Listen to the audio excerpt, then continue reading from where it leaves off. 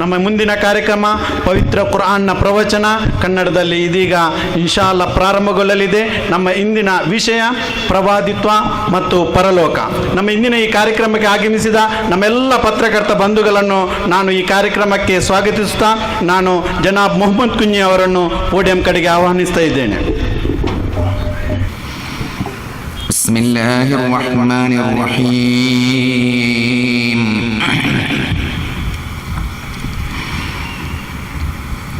ويوم يحشر أعداء الله إلى النار فهم يوزعون حتى إذا ما جاءوها شهد عليهم سمعهم وأبصارهم وجلودهم بما كانوا يعملون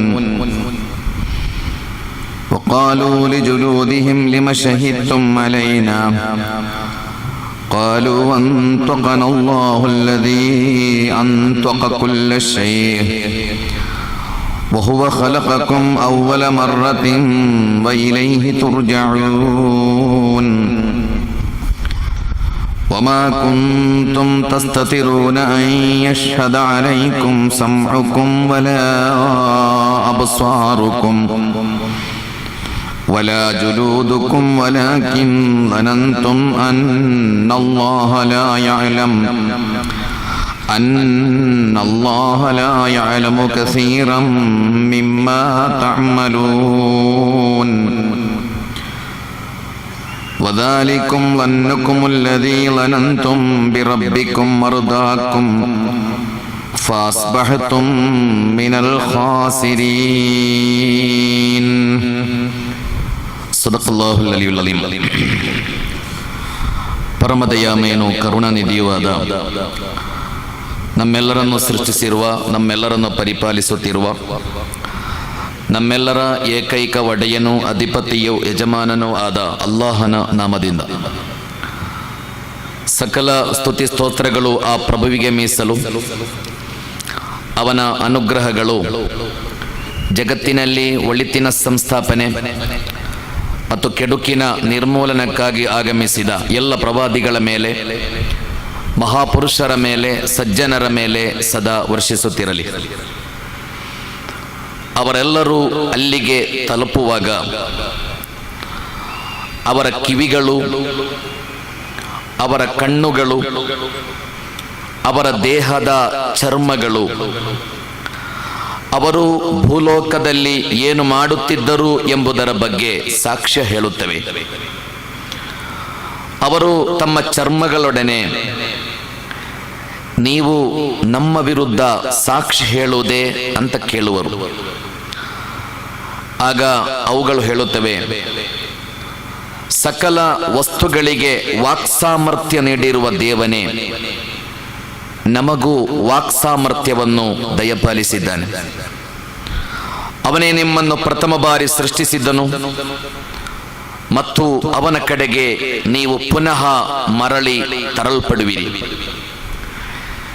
ನೀವು ಭೂಲೋಕದಲ್ಲಿ ಅಡಗಿಕೊಂಡು ಅಪರಾಧಗಳನ್ನೆಸಗುತ್ತಿದ್ದಾಗ ನಿಮ್ಮ ಕಿವಿಗಳು, ನಿಮ್ಮ ಕಣ್ಣುಗಳು, ನಿಮ್ಮ ಚರ್ಮಗಳು ನಿಮ್ಮ ವಿರುದ್ಧ ಸಾಕ್ಷ್ಯ ಹೇಳಲಿಕ್ಕಿವೆ ಎಂಬ ಯೋಚನೆಯೇ ನಿಮಗೆ ಇರಲಿಲ್ಲ. ನೀವಂತೂ ನಿಮ್ಮ ಕರ್ಮಗಳ ಬಗ್ಗೆ ಅಲ್ಲಾಹನಿಗೆ ಅರಿವಿಲ್ಲ ಅಂತ ಭಾವಿಸಿಕೊಂಡಿದ್ದೀರಾ. ನೀವು ನಿಮ್ಮ ಪ್ರಭುವಿನ ಬಗ್ಗೆ ಇರಿಸಿಕೊಂಡಿದ್ದ ಈ ಭಾವನೆಯೇ ನಿಮ್ಮನ್ನು ಕೆಡಿಸಿಬಿಟ್ಟಿತು. ಇದರಿಂದಾಗಿಯೇ ನೀವು ನಷ್ಟಕ್ಕೆ ಒಳಗಾಗಿ ಬಿಟ್ಟಿರಿ. ಜಮಾಯತ್ ಇಸ್ಲಾಮಿ ಕೋಲಾರ ಶಾಖೆಯ ವತಿಯಿಂದ ಆಯೋಜಿಸಲ್ಪಟ್ಟಿರುವ ಪವಿತ್ರ ಕುರ್ಆನ್ ಪ್ರವಚನ ಕಾರ್ಯಕ್ರಮದ ಎರಡನೆಯ ಮತ್ತು ಕೊನೆಯ ದಿನವಾದ ಇಂದು ಈ ಕಾರ್ಯಕ್ರಮದಲ್ಲಿ ಸಾನ್ನಿಧ್ಯವನ್ನು ವಹಿಸಿ ಬಹಳ ಅರ್ಥಪೂರ್ಣವಾದ ವಿಚಾರಗಳನ್ನು ನಮ್ಮೊಂದಿಗೆ ಹಂಚಿಕೊಂಡು ತನ್ನ ಅದ್ಭುತವಾದ ಶಬ್ದದ ಮೂಲಕ, ತಮ್ಮ ಅಮೋಘವಾದ ಹಾಡಿನ ಮೂಲಕ ನಮ್ಮನ್ನೆಲ್ಲ ರಂಜಿಸಿರುವ ಗೌರವಾನ್ವಿತ ಸ್ವಾಮೀಜಿಯವರೇ, ಈ ಕಾರ್ಯಕ್ರಮದಲ್ಲಿ ಬಹಳ ಮುಕ್ತವಾಗಿ, ಬಹಳ ನೇರವಾಗಿ ತನ್ನ ವಿಚಾರಗಳನ್ನು, ತನ್ನ ಭಾವನೆಗಳನ್ನು ಹಂಚಿಕೊಂಡಿರುವ ಈ ಕಾರ್ಯಕ್ರಮದ ಆದರಣೀಯ ಅತಿಥಿ ಗೌರವಾನ್ವಿತ KS ನಾಗೇಶ್ವರವರೇ, ಈ ಕಾರ್ಯಕ್ರಮದಲ್ಲಿ ತನ್ನ ಪ್ರೀತಿಯ ಸಂದೇಶಗಳನ್ನು ನೀಡಿರುವ ಕನ್ನಡ ಸಾಹಿತ್ಯ ಪರಿಷತ್ ಇದರ ಅಧ್ಯಕ್ಷರಾದ ನಾಗರಾಜ್ರವರೇ, ಈ ವೇದಿಕೆಯಲ್ಲಿರುವ ಎಲ್ಲ ಗಣ್ಯರೇ, ಈ ಕಾರ್ಯಕ್ರಮದಲ್ಲಿ ಭಾಗವಹಿಸುತ್ತಿರುವ ಎಲ್ಲ ಆದರಣೀಯ ಹಿರಿಯರೇ, ಪ್ರೀತಿಯ ಸಹೋದರ ಸಹೋದರಿಯರೇ, ಅಸ್ಸಲಾಮು ಅಲೈಕುಂ. ನಿಮ್ಮೆಲ್ಲರ ಮೇಲೆ ದೇವನ ಶಾಂತಿ ಮತ್ತು ಕರುಣೆ ಇರಲಿ.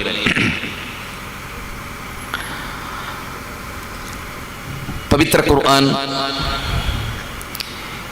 ಇದು ದೈವಿಕ ಗ್ರಂಥ ಎಂದು ಇದರ ಬಗ್ಗೆ ಇದು ಪ್ರತಿಪಾದಿಸಿದೆ. ಕುರ್ಆನ್ನ ಬಗ್ಗೆ ಕುರ್ಆನ್ ನೀಡುವ ಸಮರ್ಥನೆ, ಈ ಗ್ರಂಥ ಮನುಷ್ಯ ನಿರ್ಮಿತ ಗ್ರಂಥ ಅಲ್ಲ. ಈ ಗ್ರಂಥ ದೈವಿಕ ಮಾರ್ಗದರ್ಶನವಾಗಿದೆ. ಇದು ಪ್ರವಾದಿ ಮೊಹಮ್ಮದರು ಬರೆದ ಗ್ರಂಥ ಅಲ್ಲ. ಪ್ರವಾದಿ ಮೊಹಮ್ಮದರಿಗೆ ಅವರ 40 ವರ್ಷದ ಆಯುಷ್ಯದ 40ನೆಯ ವರ್ಷದಿಂದ 63 ವರ್ಷಗಳ ತನಕ 23 ವರ್ಷಗಳ ಕಾಲಾವಧಿಯಲ್ಲಿ ವಿವಿಧ ಸಂದರ್ಭಗಳಲ್ಲಿ, ವಿವಿಧ ಹಂತಗಳಲ್ಲಿ ಜಿಬ್ರೀಲ್ ಎಂಬ ದೇವಚರನ ಮೂಲಕ ಅವತೀರ್ಣಗೊಂಡ ಗ್ರಂಥವಾಗಿದೆ ಪವಿತ್ರ ಕುರ್ಆನ್. ಈ ಗ್ರಂಥದಲ್ಲಿ 114 ಅಧ್ಯಾಯಗಳಿವೆ.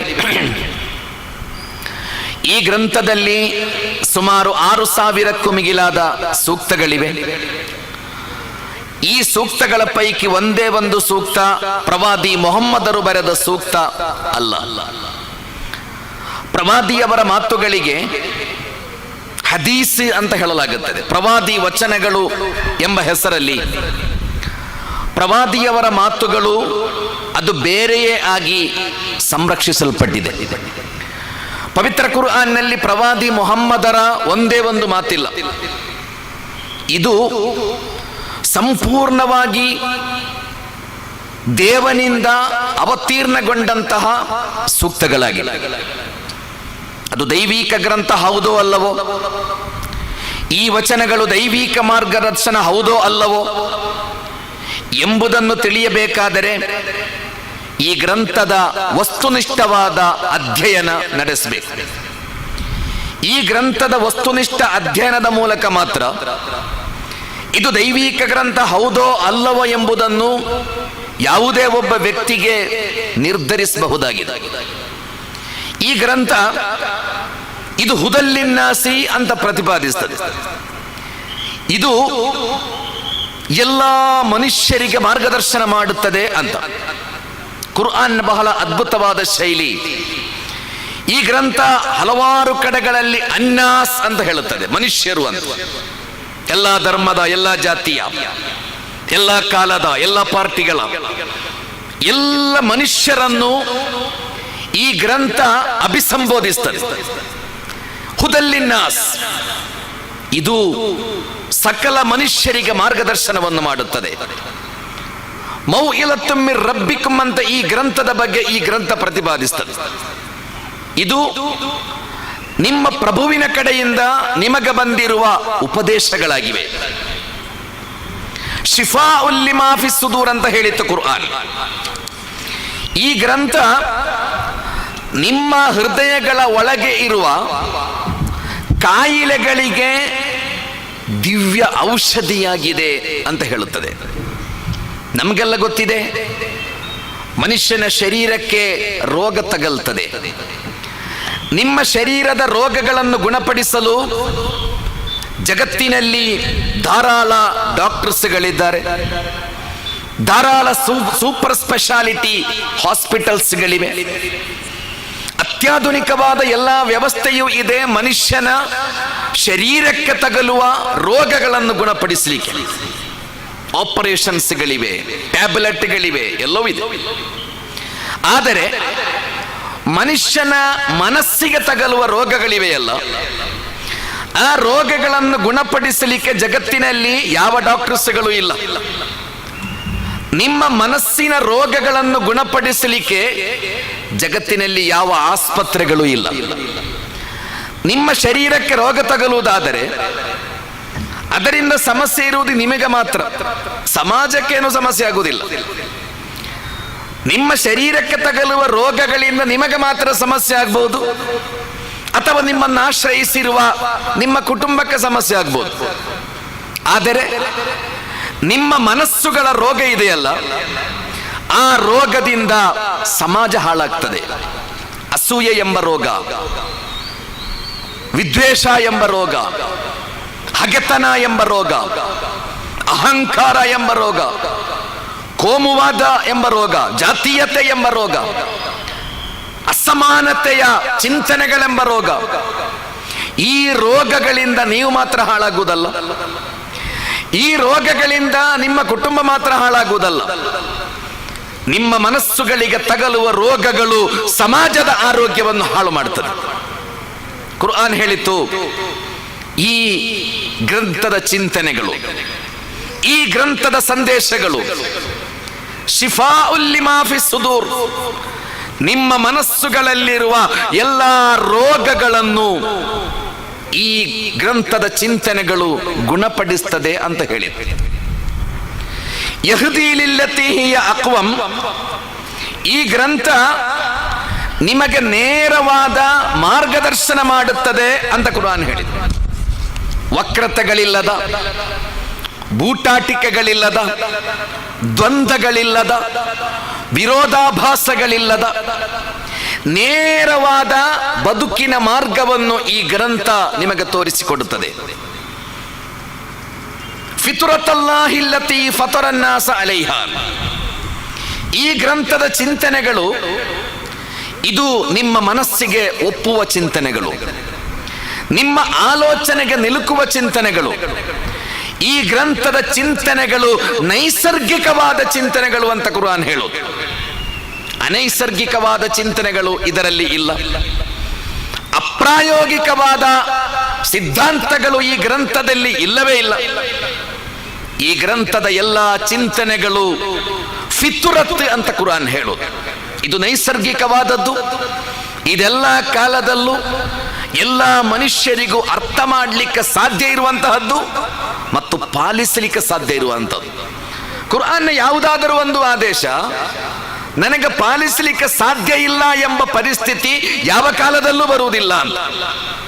ನಹನು ನzzalna dhikra ವ ಇನ್ನಾ ಲಹು ಲಹಾಫಿಲೂನ್, ಈ ಗ್ರಂಥವನ್ನು ನಾವು ಅವತೀರ್ಣಗೊಳಿಸಿದ್ದೇವೆ, ಇದರ ಸಂರಕ್ಷಣೆಯನ್ನು ನಾವೇ ಮಾಡುತ್ತೇವೆ ಅಂತ ದೇವ ಹೇಳುವುದು. 1400 ವರ್ಷಗಳ ಹಿಂದೆ ಪ್ರವಾದಿ ಮುಹಮ್ಮದರು ಯಾವ ಗ್ರಂಥವನ್ನು, ಯಾವ ಕುರ್ಆನ್ ಗ್ರಂಥವನ್ನು ಈ ಜಗತ್ತಿಗೆ ಕೊಟ್ಟಿದ್ದರೋ 21ನೇ ಶತಮಾನದಲ್ಲೂ ಅದರ ಒಂದೇ ಒಂದು ಅಕ್ಷರ ಬದಲಾಗದೆ ಇವತ್ತಿಗೂ ಜಗತ್ತಿನಲ್ಲಿ ಅಸ್ತಿತ್ವದಲ್ಲಿ ಇದೆ. ನಿಮಗೆ ಪರೀಕ್ಷಿಸಬಹುದು. ಅಮೆರಿಕಾದಲ್ಲಿರುವ ಕುರ್ಆನ್ ಅನ್ನು ನೀವು ತೆಗೆದು ನೋಡಿ, ಲಂಡನ್ನಲ್ಲಿರುವ ಕುರ್ಆನ್ ಅನ್ನು ನೀವು ತೆರೆದು ನೋಡಿ, ಮಕ್ಕಾದಲ್ಲಿರುವ ಕುರ್ಆನ್ ಅನ್ನು ತೆರೆದು ನೋಡಿ, ನಮ್ಮ ಕೈಯಲ್ಲಿರುವ ಕುರ್ಆನ್ ಅನ್ನು ನೀವು ತೆರೆದು ನೋಡಿ. ಒಂದೇ ಒಂದು ಅಕ್ಷರ, ಇತ್ತೀಚೆಗೆ ಸುಮಾರು 1300 ವರ್ಷಗಳಷ್ಟು ಹಳೆಯದಾದ ಒಂದು ಕುರ್ಆನ್ ಗ್ರಂಥ ಸಿಕ್ಕಿತ್ತು ಅಂತ ನೀವು ಪತ್ರಿಕೆಯಲ್ಲಿ ಓದಿದ್ದೀರಾ. ಆ ಎಲ್ಲ ಗ್ರಂಥಗಳು ಅದು ಒಂದೇ ಒಂದು ಅಕ್ಷರ ಬದಲಾಗದೆ ಸಂಪೂರ್ಣವಾಗಿ ಸಂರಕ್ಷಿಸಲ್ಪಟ್ಟಿದೆ. ಎಲ್ಲ ರೀತಿಯ ಮಾನವ ಹಸ್ತಕ್ಷೇಪಗಳಿಂದ ಮುಕ್ತವಾದ ಜಗತ್ತಿನ ಏಕೈಕ ಗ್ರಂಥ ಇದೆ. ಮಾನವ ಹಸ್ತಕ್ಷೇಪ ನಡೆಯಲು ಸಾಧ್ಯವೇ ಇಲ್ಲದ, ಮಾನವ ಹಸ್ತಕ್ಷೇಪ ನಡೆಯದೇ ಇರುವ ಜಗತ್ತಿನ ಏಕೈಕ ಗ್ರಂಥವಾಗಿದೆ ಪವಿತ್ರ ಕುರ್ಆನ್. ಈ ಗ್ರಂಥ ಮನುಷ್ಯ ಯಾರು ಅಂತ ಕಲಿಸಿಕೊಡುತ್ತದೆ. ನಮ್ಮ ಎದುರಿನಲ್ಲಿ ಒಂದು ಪ್ರಶ್ನೆ ಇದೆ, ಮನುಷ್ಯ ಯಾರು ಅಂತ. ಮನುಷ್ಯ ಯಾರು ಎಂಬ ಪ್ರಶ್ನೆಗೆ ನಮ್ಮಲ್ಲಿ ವಿಪರೀತ ಉತ್ತರಗಳೆಲ್ಲ ಇದೆ. ಕೆಲವರು ಹೇಳಿದ್ರು ಮನುಷ್ಯ ಅಂದರೆ ಅವ ಆಧ್ಯಾತ್ಮಿಕ ವಸ್ತು ಅಂತ ಹೇಳಿದ್ರು. ಬದುಕಿನ ಆನಂದಗಳಿಲ್ಲದ, ಬದುಕಿನ ಎಲ್ಲ ಯಾವುದೇ ಜಂಜಾಟಗಳಿಲ್ಲದ, ಕೇವಲ ಒಂದು ಆಧ್ಯಾತ್ಮಿಕ ವಸ್ತು ಅಂತ ಕೆಲವರು ಹೇಳಿದ್ರು ಮನುಷ್ಯರ ಬಗ್ಗೆ. ಇನ್ನು ಕೆಲವರು ಹೇಳಿದ್ರು ಮನುಷ್ಯ ಅಂದರೆ ಅವ ತಿನ್ಲಿಕ್ಕೆ, ಕುಡಿಲಿಕ್ಕೆ, ಮಜಾ ಮಾಡಲಿಕ್ಕೆ, ನಿದ್ದೆ ಮಾಡಲಿಕ್ಕೆ ಮಾತ್ರ ಬಂದಿರುವ ಒಂದು ಲೌಕಿಕ ವಸ್ತು ಎಂಬ ರೀತಿಯಲ್ಲಿ ಇನ್ನು ಕೆಲವರು ಮನುಷ್ಯನ ಬಗ್ಗೆ ವ್ಯಾಖ್ಯಾನ ಮಾಡಿದ್ದಾರೆ. ಈ ಎರಡು ವ್ಯಾಖ್ಯಾನಗಳು ಮನುಷ್ಯನನ್ನು ನಾಶ ಮಾಡಿದೆ. ಅವನನ್ನು ನಿಜವಾದ ಮನುಷ್ಯನನ್ನಾಗಿ ಈ ಎರಡು ವ್ಯಾಖ್ಯಾನಗಳು ರೂಪಿಸಲೇ ಇಲ್ಲ. ಕುರ್ಆನ್ನಲ್ಲಿ ಮನುಷ್ಯ ಯಾರು ಎಂಬ ಪ್ರಶ್ನೆಗೆ ಬಹಳ ಸ್ಪಷ್ಟವಾದ ಒಂದು ಉತ್ತರ ಇದೆ. ನೀನು ಯಾರು ಅಂತ ಕೇಳಿದ್ರೆ ನಾವೇನು ಉತ್ತರ ಹೇಳುವುದು? ನೀನು ಯಾರು? ದೊಡ್ಡ ಪ್ರಶ್ನೆ ಅದು. ನೀನು ಯಾರು ಎಂಬುದು ಒಂದು ಸಣ್ಣ ಪ್ರಶ್ನೆ ಅಲ್ಲ. ಒಬ್ಬ ಜರ್ಮನ್ ಫಿಲೋಸಫರ್ ಹೇಳಿದ್ರು, ತತ್ವಜ್ಞಾನದ ಬಗ್ಗೆ ಧಾರಾಳ ಬರೆದಿದ್ದ ಮನುಷ್ಯ ಅವರು, ತತ್ವಜ್ಞಾನದ ಬಗ್ಗೆ ಧಾರಾಳ ಗ್ರಂಥಗಳನ್ನು ಬರೆದ ವ್ಯಕ್ತಿ. ಒಂದು ದಿವಸ ಹೇಳಿದ್ರು, ನಾನು ವಾಕಿಂಗ್ ಮಾಡುವಾಗ ದಾರಿಯಲ್ಲಿ ಒಬ್ಬ ಸಾಮಾನ್ಯ ಮನುಷ್ಯ ನೀನು ಯಾರು ಅಂತ ಕೇಳಿಬಿಟ್ಟ. ನನ್ನ ಬದುಕಿನಲ್ಲಿ ನಾನು ಎದುರಿಸಿದ ಅತಿ ದೊಡ್ಡ ಚಾಲೆಂಜ್ ಅದಾಗಿತ್ತು. ನೀನು ಯಾರು ಎಂಬ ಪ್ರಶ್ನೆಗೆ ಉತ್ತರಿಸಲಿಕ್ಕೆ ನನ್ನಲ್ಲಿ ಉತ್ತರ ಇರಲಿಲ್ಲ. ಕುರ್ಆನ್ ನೀನು ಯಾರು ಎಂಬ ಪ್ರಶ್ನೆಗೆ ಪವಿತ್ರ ಕುರ್ಆನ್ ಕೊಡುವ ಉತ್ತರ ಖಲೀಫತುಲ್ಲಾ ಅಂತ. ನೀವು ಈ ಜಗತ್ತಿನಲ್ಲಿ ದೇವರುಗಳು ಅಲ್ಲ, ನೀವು ಯಾರೂ ದೇವರುಗಳಲ್ಲ, ನೀವು ಯಾರು ದೈವಾಂಶ ಸಂಭೂತರೂ ಅಲ್ಲ, ನೀವು ಕೇವಲ ಲೌಕಿಕ ವಸ್ತುಗಳು ಅಲ್ಲ, ನೀವು ಪ್ರಾಣಿಗಳೂ ಅಲ್ಲ. ಈ ಮಣ್ಣಿನಲ್ಲಿ, ಈ ಭೂಮಿಯಲ್ಲಿ ನೀವೆಲ್ಲ ದೇವನ ಪ್ರತಿನಿಧಿಗಳು ಅಂತ ಕುರ್ಆನ್ ಹೇಳು. ದೊಡ್ಡ ಗೌರವ ನೋಡಿ. ನಾನು ನನ್ನ ಬಗ್ಗೆ ನಾನು ದೇವನ ಪ್ರತಿನಿಧಿ ಎಂದು ತಿಳಿಯುವುದಾದರೆ ನನಗೆ ನೀಚ ಕೆಲಸಗಳನ್ನು ಮಾಡಲಿಕ್ಕೆ ಸಾಧ್ಯವೇ? ಒಬ್ಬ ಕೋಮುವಾದಿಯಾಗಲು, ಒಬ್ಬ ಭಯೋತ್ಪಾದಕನಾಗಲು, ಒಬ್ಬ ಅತ್ಯಾಚಾರಿಯಾಗಲು, ಒಬ್ಬ ಭ್ರಷ್ಟಾಚಾರಿಯಾಗಲು ನನಗೆ ಸಾಧ್ಯವೇ? ನಾನು ದೇವನ ಪ್ರತಿನಿಧಿ ಎಂದು ನನ್ನ ಬಗ್ಗೆ ನಾನು ತಿಳಿಯುವುದಾದರೆ ಕುರ್ಆನ್ ಹೇಳಿತು, ನೀವೆಲ್ಲ ಈ ಜಗತ್ತಿನಲ್ಲಿ ದೇವನ ಪ್ರತಿನಿಧಿಗಳು, ಎಲ್ಲ ಮನುಷ್ಯರು. ಖಲೀಫತುಲ್ಲಾ, ನೀವು ದೇವನ ಪ್ರತಿನಿಧಿಗಳಾಗಿದ್ದೀರಾ. ದೇವನ ಪ್ರತಿನಿಧಿಗಳಾದ ನಿಮಗೆ ಹೇಗೆ ಬದುಕಬೇಕು ಎಂಬ ಒಂದು ನಿಯಮ ಇದೆ. ಯಾಕೆಂದ್ರೆ ನಿಮಗೆ ವಿವೇಕ ಇದೆ, ನಿಮಗೆ ವಿವೇಚನೆ ಇದೆ, ನಿಮಗೆ ಆಯ್ಕೆಯ ಸ್ವಾತಂತ್ರ್ಯ ಇದೆ. ಆದ್ದರಿಂದ ನೀವು ಹೇಗೆ ಬದುಕಬೇಕು ಎಂಬ ನಿಯಮ ಮನುಷ್ಯನಿಗೆ ಇದೆ. ಆ ನಿಯಮಗಳನ್ನೇ ಧರ್ಮ ಅಂತ ಹೇಳಲಾಗುತ್ತೆ. ಕುರ್ಆನ್ ನಾವು ಧರ್ಮದ ಬಗ್ಗೆ ಧಾರಾಳ ಗೊಂದಲ ಇದೆ ನಮ್ಮಲ್ಲಿ. ಕೆಲವರೆಲ್ಲ ಧರ್ಮ ಮನುಷ್ಯ ಮಾಡಿಕೊಂಡದ್ದು ಅಂತ ವಾದಿಸ್ತಾರೆ. ಅದು ಮನುಷ್ಯನ ಆಲೋಚನೆಯಲ್ಲಿ ಬಂದ ವಿಚಾರಗಳು ಅಂತ ಹೇಳುತ್ತಾರೆ. ಇನ್ನು ಕೆಲವರ ಭಾಷೆಯಲ್ಲಿ ಧರ್ಮ ಅಂದರೆ ರಕ್ತ ಹರಿಸುವ, ಬಾಂಬು ಸಿಡಿಸುವ ಯಾವುದೋ ಸಿದ್ಧಾಂತಗಳಿಗೆ ಧರ್ಮ ಎಂಬ ಹೆಸರು ಅಂತ ಕೆಲವರು ಅಂದುಕೊಂಡಿದ್ದಾರೆ. ನಿಜವಾಗಿ ಧರ್ಮ ಅಂದರೆ ಕುರ್ಆನ್ನ ಶಿಕ್ಷಣದಂತೆ ಧರ್ಮ ಅಂದರೆ ಮನುಷ್ಯ ಹೇಗೆ ಬದುಕಬೇಕು ಎಂಬ ನಿಯಮಕ್ಕೆ ಧರ್ಮ ಅಂತ ಹೇಳಲಾಗುತ್ತೆ.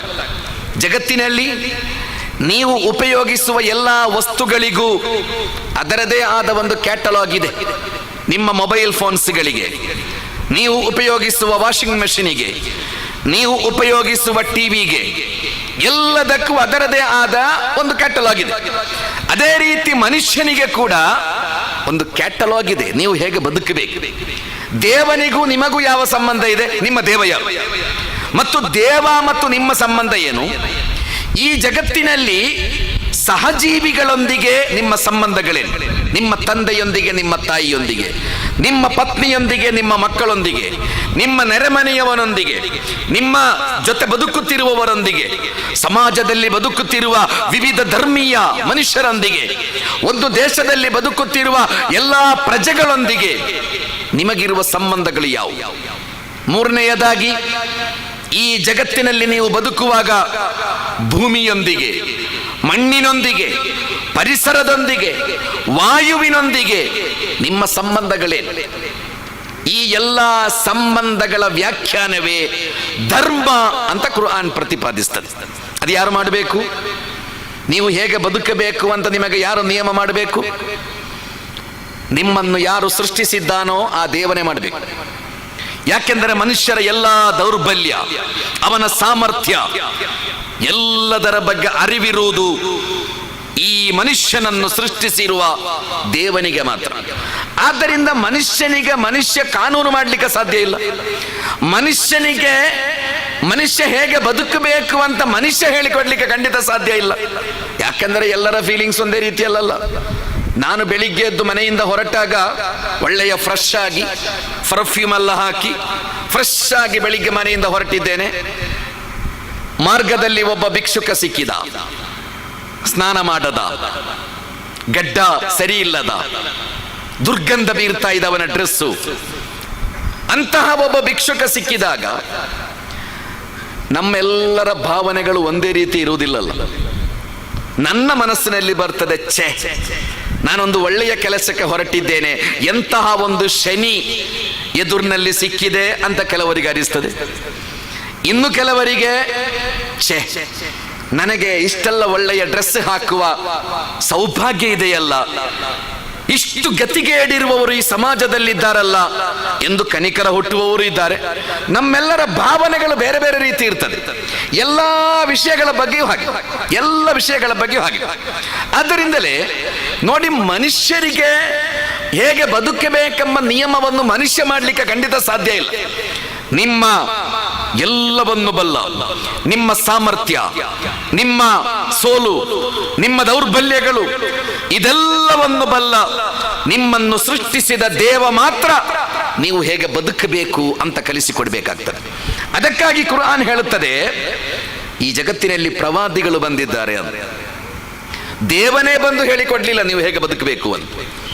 ದೇವ ತನ್ನ ಕೆಲವು ದಾಸರನ್ನು ಅತ್ಯಂತ ವಿಶಿಷ್ಟ ವ್ಯಕ್ತಿಗಳನ್ನಾಗಿ ಅವರನ್ನು ಸಂರಕ್ಷಿಸಿ, ಯಾವ ಪಾಪವೂ ಮಾಡದೆ ಸತ್ಯಸಂಧರಾದ, ಅತ್ಯಂತ ಬುದ್ಧಿವಂತರಾದ ಕೆಲವು ವ್ಯಕ್ತಿಗಳನ್ನು ಆಯ್ಕೆ ಮಾಡಿ ಅವರನ್ನು ಪ್ರವಾದಿಗಳನ್ನಾಗಿ ಮಾಡಿ, ಆ ಪ್ರವಾದಿಗಳಿಗೆ ತನ್ನ ಸಂದೇಶವನ್ನು ಕಲಿಸಿಕೊಟ್ಟು, ಆ ಸಂದೇಶದಂತೆ ಅವರು ಬದುಕಿ, ಆ ಸಂದೇಶವನ್ನು ಸಮಾಜಕ್ಕೆ ತಲುಪಿಸಿ, ಆ ಸಂದೇಶದಂತೆ ಬದುಕುವ ಒಂದು ಸಮಾಜವನ್ನು ನಿರ್ಮಿಸುವ ಈ ಪ್ರಕ್ರಿಯೆಯನ್ನು ದೇವ ಎಲ್ಲ ಕಾಲದಲ್ಲೂ ಮಾಡಿದ್ದಾನೆ.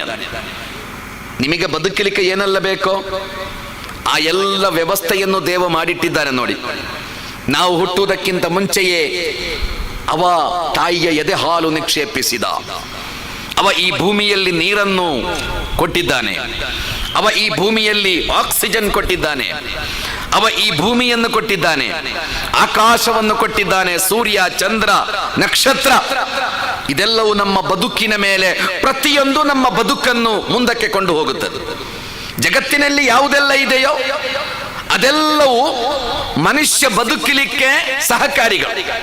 ಇದರಲ್ಲಿ ಯಾವುದಾದರೂ ಒಂದು ಇಲ್ಲದಿದ್ದರೆ, ಮರಗಳಿಲ್ಲ ಎಂದಾದರೆ, ನಕ್ಷತ್ರಗಳಿಲ್ಲ ಎಂದಾದರೆ, ಹಾವುಗಳು ಇಲ್ಲ ಎಂದಾದರೆ, ಅದು ಮನುಷ್ಯನ ಬದುಕಿನ ಮೇಲೆ ದುಷ್ಪರಿಣಾಮ ಬೀರುತ್ತದೆ. ಆದ್ದರಿಂದ ಈ ಜಗತ್ತಿನಲ್ಲಿ ಯಾವುದೆಲ್ಲ ಇದೆಯೋ ಅದೆಲ್ಲವೂ ಮನುಷ್ಯನ ಬದುಕನ್ನು ಮುಂದಕ್ಕೆ ಕೊಂಡೊಯ್ಯುತ್ತದೆ. ನೀವು ಮಾಡಿದ್ದಲ್ಲ, ಈ ವ್ಯವಸ್ಥೆಯನ್ನು ನಮ್ಮ ಅಜ್ಜಂದಿರು ಮಾಡಿದ್ದಲ್ಲ, ಈ ವ್ಯವಸ್ಥೆಯನ್ನು ಜಗತ್ತಿನ ಯಾವುದೋ ಸೈಂಟಿಸ್ಟ್ ಮಾಡಿದ್ದು ಅಲ್ಲ. ಈ ಸಿಸ್ಟಮ್, ಈ ವ್ಯವಸ್ಥೆ, ಈ ಸವಲತ್ತು, ಇದನ್ನು ನಿಮ್ಮನ್ನು ಸೃಷ್ಟಿಸಿದ ದೇವ ಮಾಡಿಟ್ಟಿದ್ದಾನೆ. ಆ ದೇವ ಇದು ಮಾತ್ರ ಮಾಡಿದ್ದಲ್ಲ, ಅವ ನಿಮಗೆ ಮಾರ್ಗದರ್ಶನದ ವ್ಯವಸ್ಥೆಯನ್ನು ಮಾಡಿದ್ದಾನೆ ಅಂತ ಕುರ್ಆನ್ ಹೇಳುವುದು. ಅದಕ್ಕಾಗಿ ಅವ ಎಲ್ಲ ಕಾಲದಲ್ಲೂ ಪ್ರವಾದಿಗಳನ್ನು ಕಳುಹಿಸಿದ. ಈ ಜಗತ್ತಿಗೆ ಬಂದ ಪ್ರಥಮ ಮನುಷ್ಯ ಆಡಮ್ ಅಂತವರನ್ನು ಬೈಬಲ್ ಹೇಳುತ್ತದೆ. ಆದಮ್ ಅಂತವರನ್ನು ಕುರ್ಆನ್ ಪ್ರತಿಪಾದಿಸುತ್ತದೆ. ಅವರು ಈ ಜಗತ್ತಿಗೆ ಬಂದ ಪ್ರಥಮ ಮನುಷ್ಯ, ನಮ್ಮೆಲ್ಲರ ತಂದೆಯವರು. ಡಾರ್ವಿನ್ ಹೇಳಿದ ಹಾಗೆ ನಾವು ಯಾರು ಮಂಗನ ಮಕ್ಕಳಲ್ಲ. ಡಾರ್ವಿನ್ ಜಗತ್ತಿಗೆ ಹೇಳಿಕೊಟ್ಟರು, ಮನುಷ್ಯನ ಆರಂಭ ಮಂಗನಿಂದ. ಹೆಚ್ಚಿನ ವಿಜ್ಞಾನಿಗಳು ಆ ಸಿದ್ಧಾಂತವನ್ನು ಒಪ್ಪುವುದಿಲ್ಲ, ಅದು ಬೇರೆ ವಿಷಯ. ಹೆಚ್ಚಿನ ವಿಜ್ಞಾನಿಗಳು ಆ ಸಿದ್ಧಾಂತವನ್ನು ಒಪ್ಪುವುದಿಲ್ಲ. ಆದರೂ ಕೂಡ ನಮ್ಮ ವಿದ್ಯಾರ್ಥಿಗಳಿಗೆ ಮತ್ತೆ ಮತ್ತೆ ಡಾರ್ವಿನ್ ಸಿದ್ಧಾಂತ ಕಲಿಸುವ ಪ್ರಯತ್ನ ನಾವು ಮಾಡ್ತಾ ಇದ್ದೇವೆ. ನೀವೆಲ್ಲ ಮಂಗನ ಮಕ್ಕಳು, ನಿಮ್ಮ ತಂದೆ ಮಂಗ ಆಗಿದ್ದ, ಆಗ ಮಂಗ ಸುಧಾರಣೆ ಆಗಿ ನೀವೆಲ್ಲ ಮನುಷ್ಯರಾಗಿದ್ದೀರಾ. ಇನ್ನು ನಾವು ಸುಧಾರಣೆ ಆಗಿ ಏನಾಗ್ತೇವೆ ಅಂತ ಗೊತ್ತಿಲ್ಲ, ಅದು ಬೇರೆ ವಿಷಯ. ಕುರ್ಆನ್ ಮಂಗನಿಂದ ಮನುಷ್ಯ ಎಂಬ ಸಿದ್ಧಾಂತವನ್ನು ಒಪ್ಪುವುದೇ ಇಲ್ಲ. ಕುರ್ಆನ್ ಹೇಳಿತ್ತು, ನೀವೆಲ್ಲರೂ ಮನುಷ್ಯನ ಮಕ್ಕಳು, ನೀವು ಯಾರು ಮಂಗನ ಮಕ್ಕಳಲ್ಲ. ನೀವೆಲ್ಲರೂ ಮನುಷ್ಯನ ಮಕ್ಕಳೇ. ನಿಮ್ಮ ತಂದೆ ಈ ಜಗತ್ತಿಗೆ ಬಂದ ಪ್ರಥಮ ಮನುಷ್ಯ ಆದಂ ಎಂಬ ವ್ಯಕ್ತಿಯಾಗಿದ್ದರು ಎಂದು ಮಾತ್ರ ಅಲ್ಲ, ಅವರು ಈ ಜಗತ್ತಿಗೆ ಬಂದ ಪ್ರಥಮ ಪ್ರವಾದಿಯೂ ಆಗಿದ್ದರು. ಅವರಿಗೆ ದೇವನಿಂದ ಮಾರ್ಗದರ್ಶನ ಬಂದಿತ್ತು. ಹೇಗೆ ಬದುಕಬೇಕು ಅಂತ ಅವರಿಗೆ ಗೊತ್ತಿತ್ತು. ಬದುಕಿನ ವಾಸ್ತವಿಕತೆಗಳನ್ನು ಅಂತ ಅವರಿಗೆ ಗೊತ್ತಿತ್ತು. ಹಾಗೆ ದೈವಿಕ ಮಾರ್ಗದರ್ಶನದೊಂದಿಗೆ ಜಗತ್ತಿಗೆ ಪ್ರಥಮ ಮನುಷ್ಯ ಬಂದರು. ಅವರ ಶಿಕ್ಷಣವನ್ನು ಜಗತ್ತಿಗೆ ಕಲಿಸಿಕೊಟ್ರು. ಮನುಷ್ಯ ಕುಲ ವಿಸ್ತಾರವಾಯಿತು, ಬೆಳೆಯಿತು. ಜಗತ್ತಿನ ನಾನಾ ಭಾಗಗಳಲ್ಲಿ ಮನುಷ್ಯ ವಾಸವನ್ನಾರಂಭಿಸಿದ. ನಂತರ ದೇವ ಕಾಲಕ್ಕೆ ಬೇರೆ ಬೇರೆ ಭೂಭಾಗಗಳಲ್ಲಿ, ಬೇರೆ ಬೇರೆ ಭೂ ಪ್ರದೇಶಗಳಲ್ಲಿ, ಎಲ್ಲಾ ಭಾಷೆಗಳಲ್ಲಿ ಒಲಿಕುಲ್ಲಿ ಉಮ್ಮತಿರ್ ರಸೂಲ್, ಎಲ್ಲಾ ಸಮುದಾಯಗಳಿಗೂ ದೇವ ಪ್ರವಾದಿಗಳ ಮೂಲಕ ಬದುಕುವ ಪಾಠಗಳನ್ನು ಕಲಿಸಿಕೊಟ್ಟ. ಈ ಪ್ರವಾದಿಗಳ ಪೈಕಿ ಕೊನೆಯ ಪ್ರವಾದಿ ಮೊಹಮ್ಮದ್ ಆಗಿದ್ದಾರೆ ಸಲ್ಲಲ್ಲಾಹು ಅಲೈಹಿ ವಸಲ್ಲಂ ಎಂದು ಕುರ್ಆನ್ ಬಹಳ ಪ್ರಬಲವಾಗಿ ಪ್ರತಿಪಾದಿಸುತ್ತದೆ. ಪ್ರವಾದಿತ್ವದ ಬಗ್ಗೆ ಹೆಚ್ಚು ಮಾತಾಡಲಿಕ್ಕೆ ಸಮಯ ಇಲ್ಲ. ಜಗತ್ತಿನಲ್ಲಿ ಬಂದ ಯಾವ ಪ್ರವಾದಿಗಳು ಕೂಡ ನಾವು ದೇವರು ಅಂತ ಹೇಳಿಕೊಳ್ಳಿಲ್ಲ, ನಾವು ದೇವ ಮಾನವರು ಅಂತಲೂ ಹೇಳಿಕೊಳ್ಳಿಲ್ಲ, ನಮ್ಮನ್ನು ಆರಾಧಿಸಬೇಕು ಎಂದು ಜಗತ್ತಿನ ಯಾವ ಪ್ರವಾದಿಯೂ ಹೇಳಿಲ್ಲ. ಜಗತ್ತಿಗೆ ಬಂದ ಎಲ್ಲ ಪ್ರವಾದಿಗಳು ಹೇಳಿದ್ದು ನಾವು ದೇವನ ದಾಸರು ಅಂತ. ಪ್ರವಾದಿ ಮೊಹಮ್ಮದರು ಅತಿ ಹೆಚ್ಚು ಇಷ್ಟಪಡುತ್ತಿದ್ದ ಒಂದು ಹೆಸರಿದೆ, ಒಂದು ಗುಣ ಇದೆ. ಅದೇನೆಂದರೆ ಅಬ್ದುಲ್ಲಾ ಅಂತ. ನಾನು ದೇವನ ದಾಸ. ದೇವನ ದಾಸ ಎಂದು ಗುರುತಿಸುವುದಕ್ಕೆ ಪ್ರವಾದಿ ಮೊಹಮ್ಮದರು ಅತಿ ಹೆಚ್ಚು ಇಷ್ಟಪಡ್ತಾ ಇದ್ದ. ನಾನು ದೇವರಲ್ಲ. ಪ್ರವಾದಿ ಮೊಹಮ್ಮದರು ಎಲ್ಲೂ ಕೂಡ ನಾನು ದೇವರು ಅಂತ ಹೇಳಲಿಲ್ಲ, ದೈವಾಂಶ ಸಂಭೂತ ಅಂತಲೂ ಹೇಳಲಿಲ್ಲ, ಅಥವಾ ಜಗತ್ತಿಗೆ ಬಂದ ಒಬ್ಬನೇ ಒಬ್ಬ ಪ್ರವಾದಿ ನಾನಂತಲೂ ಅವರು ಹೇಳಲಿಲ್ಲ. ಜಗತ್ತಿನಲ್ಲಿ ನಾನು ಈ ಧರ್ಮವನ್ನು ನಾನು ಸ್ಥಾಪಿಸಿದ್ದಂತಲೂ ಅವರು ಹೇಳಲಿಲ್ಲ. ಇಸ್ಲಾಂ ಧರ್ಮದ ಸ್ಥಾಪಕ ಪ್ರವಾದಿ ಮೊಹಮ್ಮದ್ ಅಂತ ಒಂದು ಕಲ್ಪನೆ ಇದೆ ನಮ್ಮಲ್ಲಿ. ಅಲ್ಲ, ತಪ್ಪದು. ಇಸ್ಲಾಂ ಧರ್ಮದ ಸ್ಥಾಪಕ ಪ್ರವಾದಿ ಮೊಹಮ್ಮದರು ಖಂಡಿತ ಅಲ್ಲ. ಕುರ್ಆನ್ ಹೇಳುತ್ತದೆ, ಈ ಜಗತ್ತಿನಲ್ಲಿ ಇಸ್ಲಾಂ ಧರ್ಮದ ಸ್ಥಾಪಕ ಪ್ರಥಮ ಮನುಷ್ಯ ಆದಮ್ ಆಗಿದ್ದರು. ಆ ನಂತರ ಎಲ್ಲ ಇಸ್ಲಾಂ ಅಂದ್ರೇನು? ಇಸ್ಲಾಂ ಅಂದ್ರೆ ಅನುಸರಣೆ ಅಂತ ಅರ್ಥ, ವಿಧೇಯತೆ ಅಂತ ಅರ್ಥ. ದೇವನಿಗೆ ವಿಧೇಯರಾಗಿ ದೇವನನ್ನು ಅನುಸರಿಸಿ ಬದುಕುವುದಕ್ಕೆ ಇಸ್ಲಾಂ ಅಂತ ಹೇಳು.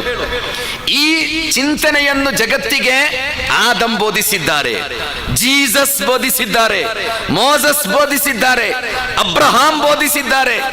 ಕೊನೆಗೆ ಪ್ರವಾದಿ ಮೊಹಮ್ಮದರು ಇದರ ಲೇಟೆಸ್ಟ್ ಎಡಿಷನ್ ಈ ಜಗತ್ತಿನ ಮುಂದೆ ಸಮರ್ಪಿಸಿದ್ದಾರೆ.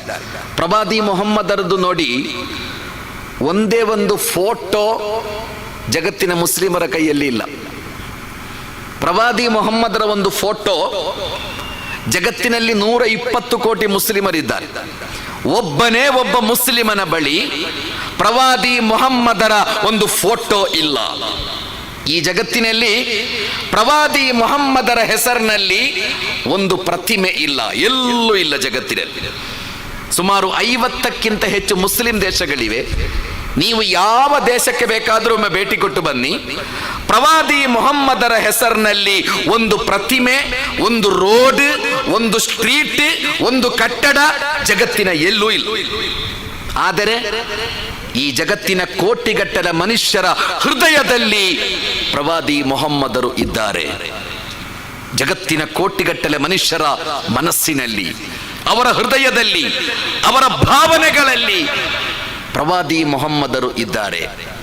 ಅಂದರೆ ಅಷ್ಟು ಪರಿಶುದ್ಧವಾದ ನಿಷ್ಕಳಂಕವಾದ ಚಿಂತನೆಯನ್ನು ಅವರು ಈ ಜಗತ್ತಿಗೆ ಕಲಿಸಿಕೊಟ್ಟಿದ್ದಾರೆ. ನಾನು ದೇವರು ಅಂತ ಪ್ರವಾದಿ ಹೇಳಲಿಲ್ಲ, ನಾನು ದೈವಾಂಶ ಸಂಭೂತ ಅಂತಲೂ ಹೇಳಲಿಲ್ಲ. ನಿಮ್ಮಂತಹದ್ದೇ ನಾನು ಮನುಷ್ಯ, ಆದರೆ ನನಗೆ ದೇವ ಮಾರ್ಗದರ್ಶನ ಮಾಡ್ತಾ ಇದ್ದಾನೆ, ಅವನ ಮಾರ್ಗದರ್ಶನ ನನಗೆ ಬರ್ತಾ ಇದೆ. ನೀವು ದೇವರನ್ನು ಗುರುತಿಸಬೇಕು, ನೀವು ಹೇಗೆ ಬದುಕಬೇಕು ಅಂತ ದೇವ ಕಲಿಸಿಕೊಟ್ಟಿದ್ದಾನೆ, ಅದನ್ನು ನಾನು ನಿಮಗೆ ತಿಳಿಸಿಕೊಡ್ತಾ ಇದ್ದೇನೆ. ಇದು ಈ ಜಗತ್ತಿನಲ್ಲಿ ಎಲ್ಲ ಪ್ರವಾದಿಗಳು ಸಾರಿದ ಸಂದೇಶವಾಗಿದೆ.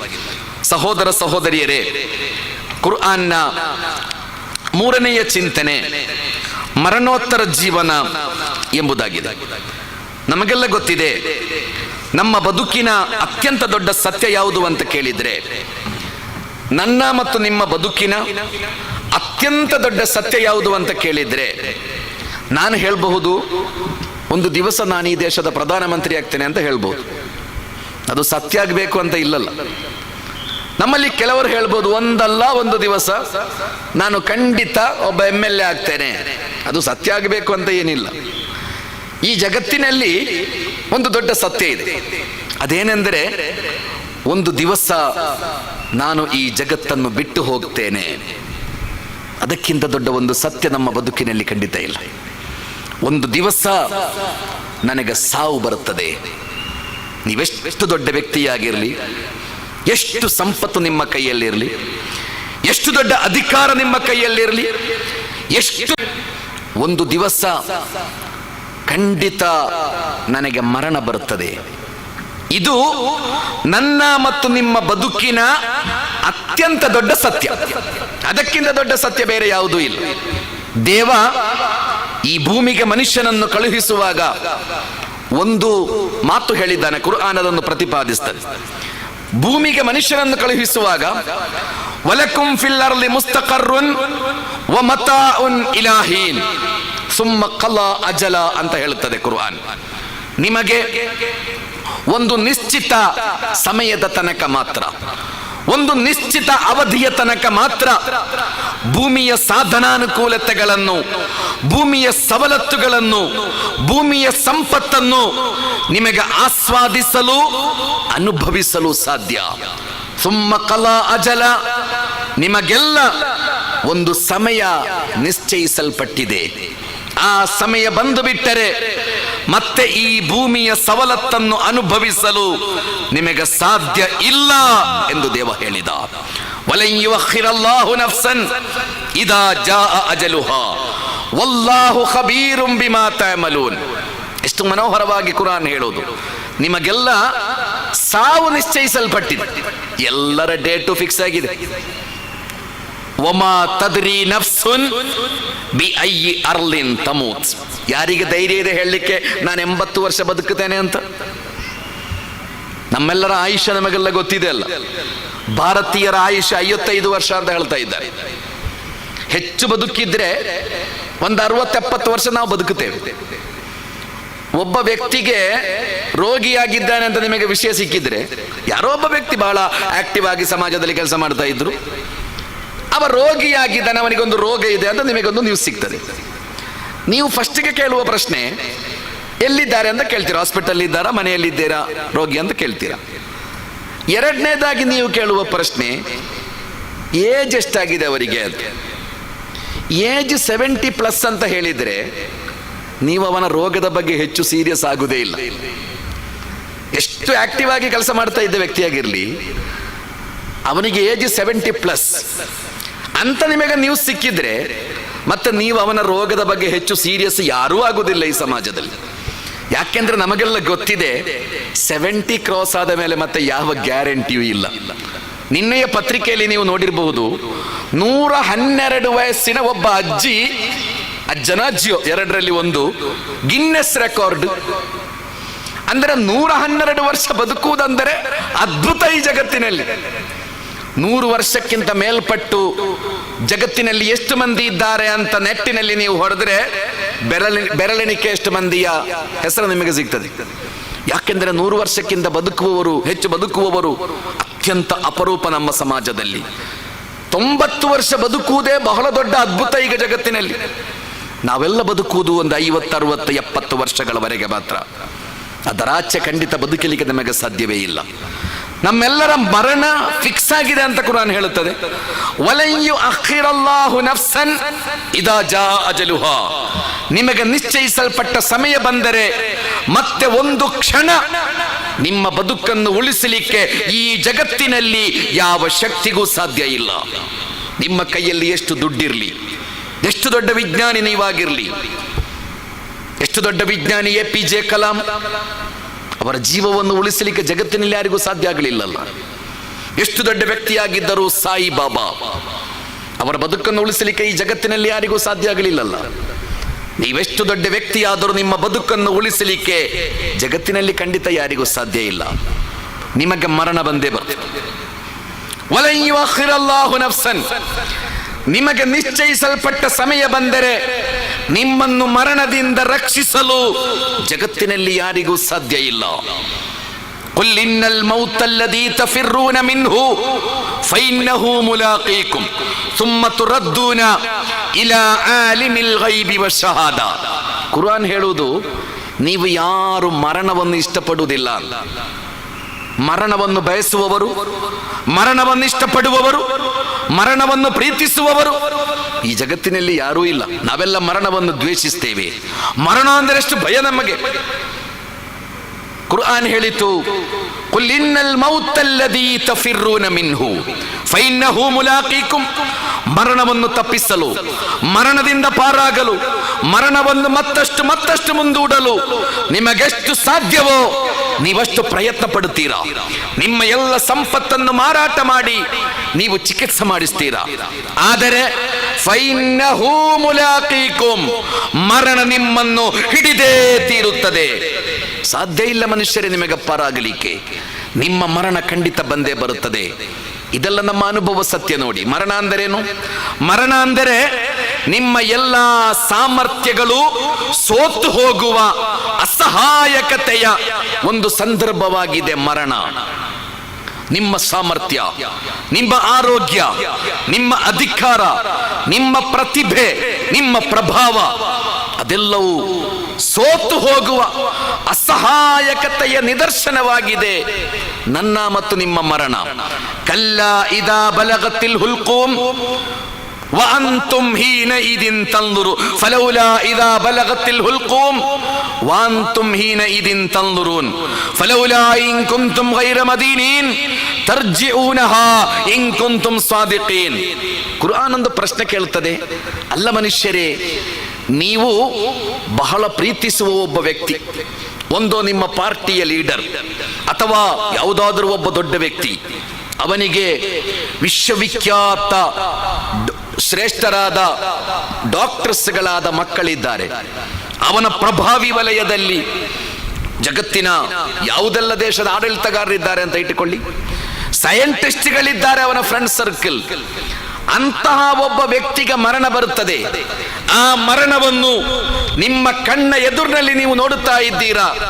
ಅವನನ್ನು ಮರಣದಿಂದ ಪಾರಾಗಿಸಲು ಜಗತ್ತಿನಲ್ಲಿ ಯಾವುದಾದರೂ ಒಂದು ಶಕ್ತಿಗೆ ಸಾಧ್ಯವೇ? ಕುರ್ಆನ್ ಕೇಳುವುದು, ಫಲೌಲಾ ಇನ್ ಕುಂತುಂ ಗೈರ ಮದೀನೀನ್ ತರ್ಜಿಊನಹಾ ಇನ್ ಕುಂತುಂ ಸಾದಿಕೀನ್.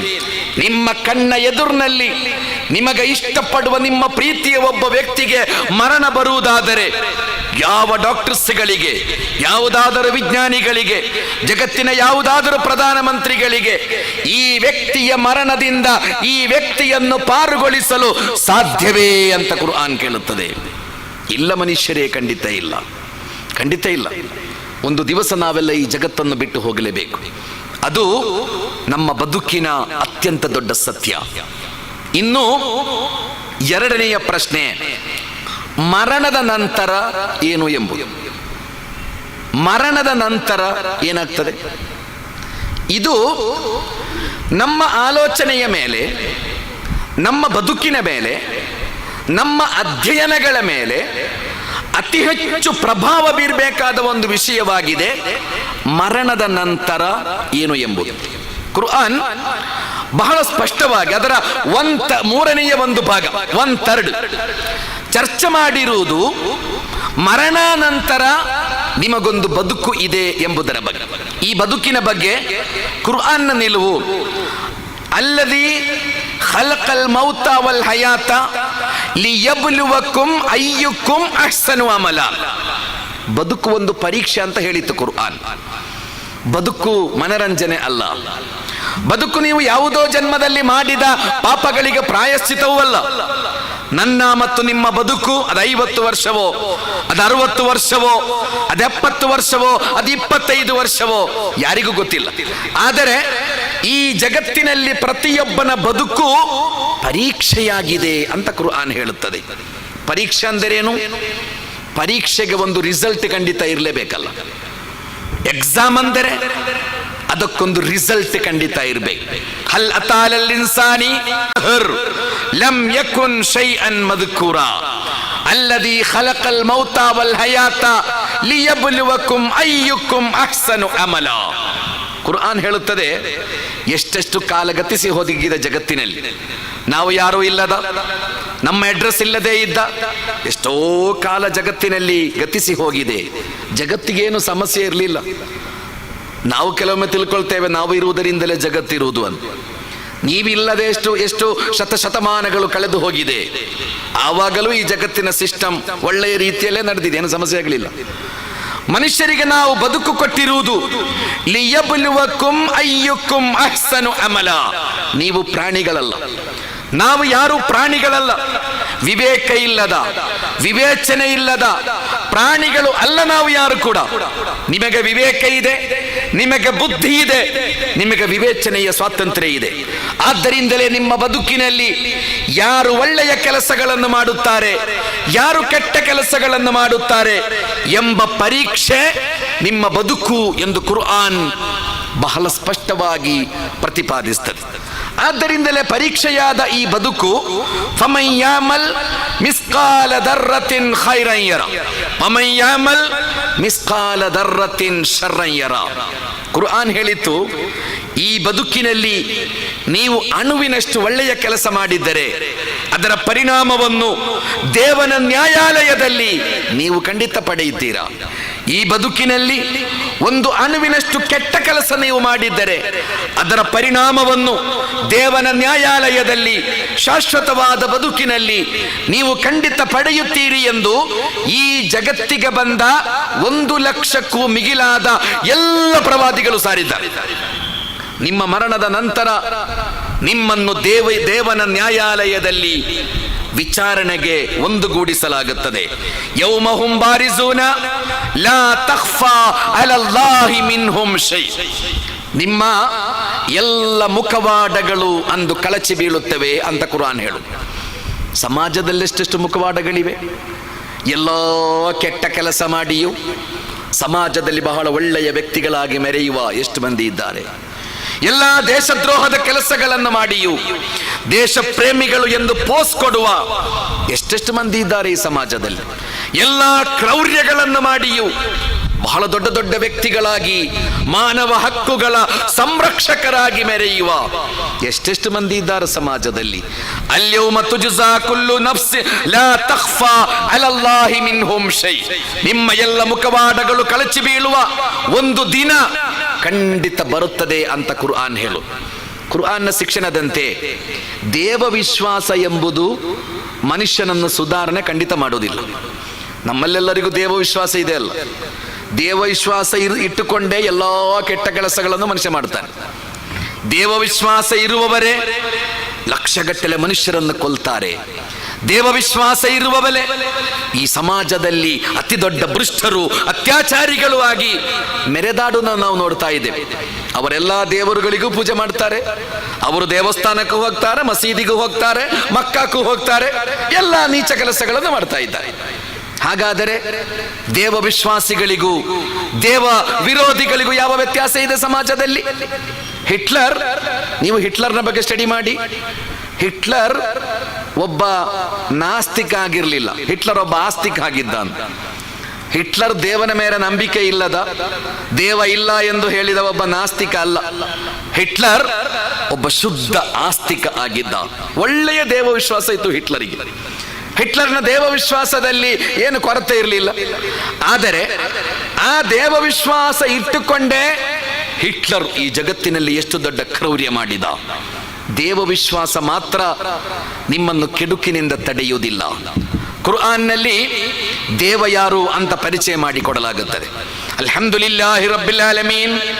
ದೇವ ಸರ್ವಲೋಕಗಳ ಪ್ರಭು ಅಂತ ಕುರ್ಆನ್ ಹೇಳಿದೆ. ಒಬ್ಬನೇ ದೇವ, ಅವ ಸರ್ವಲೋಕಗಳ ಪ್ರಭು. ನಮಗದರಲ್ಲಿ ಅಭಿಪ್ರಾಯ ವ್ಯತ್ಯಾಸ ಇಲ್ಲ. ಅರ್ ರಹ್ಮಾನಿರ್ ರಹೀಂ, ದೇವ ಕರುಣಾಳು, ಅವ ಕರುಣಾಮಯಿ, ಅವ ಕರುಣಾನಿಧಿ. ಅದರಲ್ಲಿ ನಮಗೆ ಯಾವುದೇ ಅಭಿಪ್ರಾಯ ವ್ಯತ್ಯಾಸ ಇಲ್ಲ, ಯಾವ ಧರ್ಮದವರಿಗೂ ಇಲ್ಲ.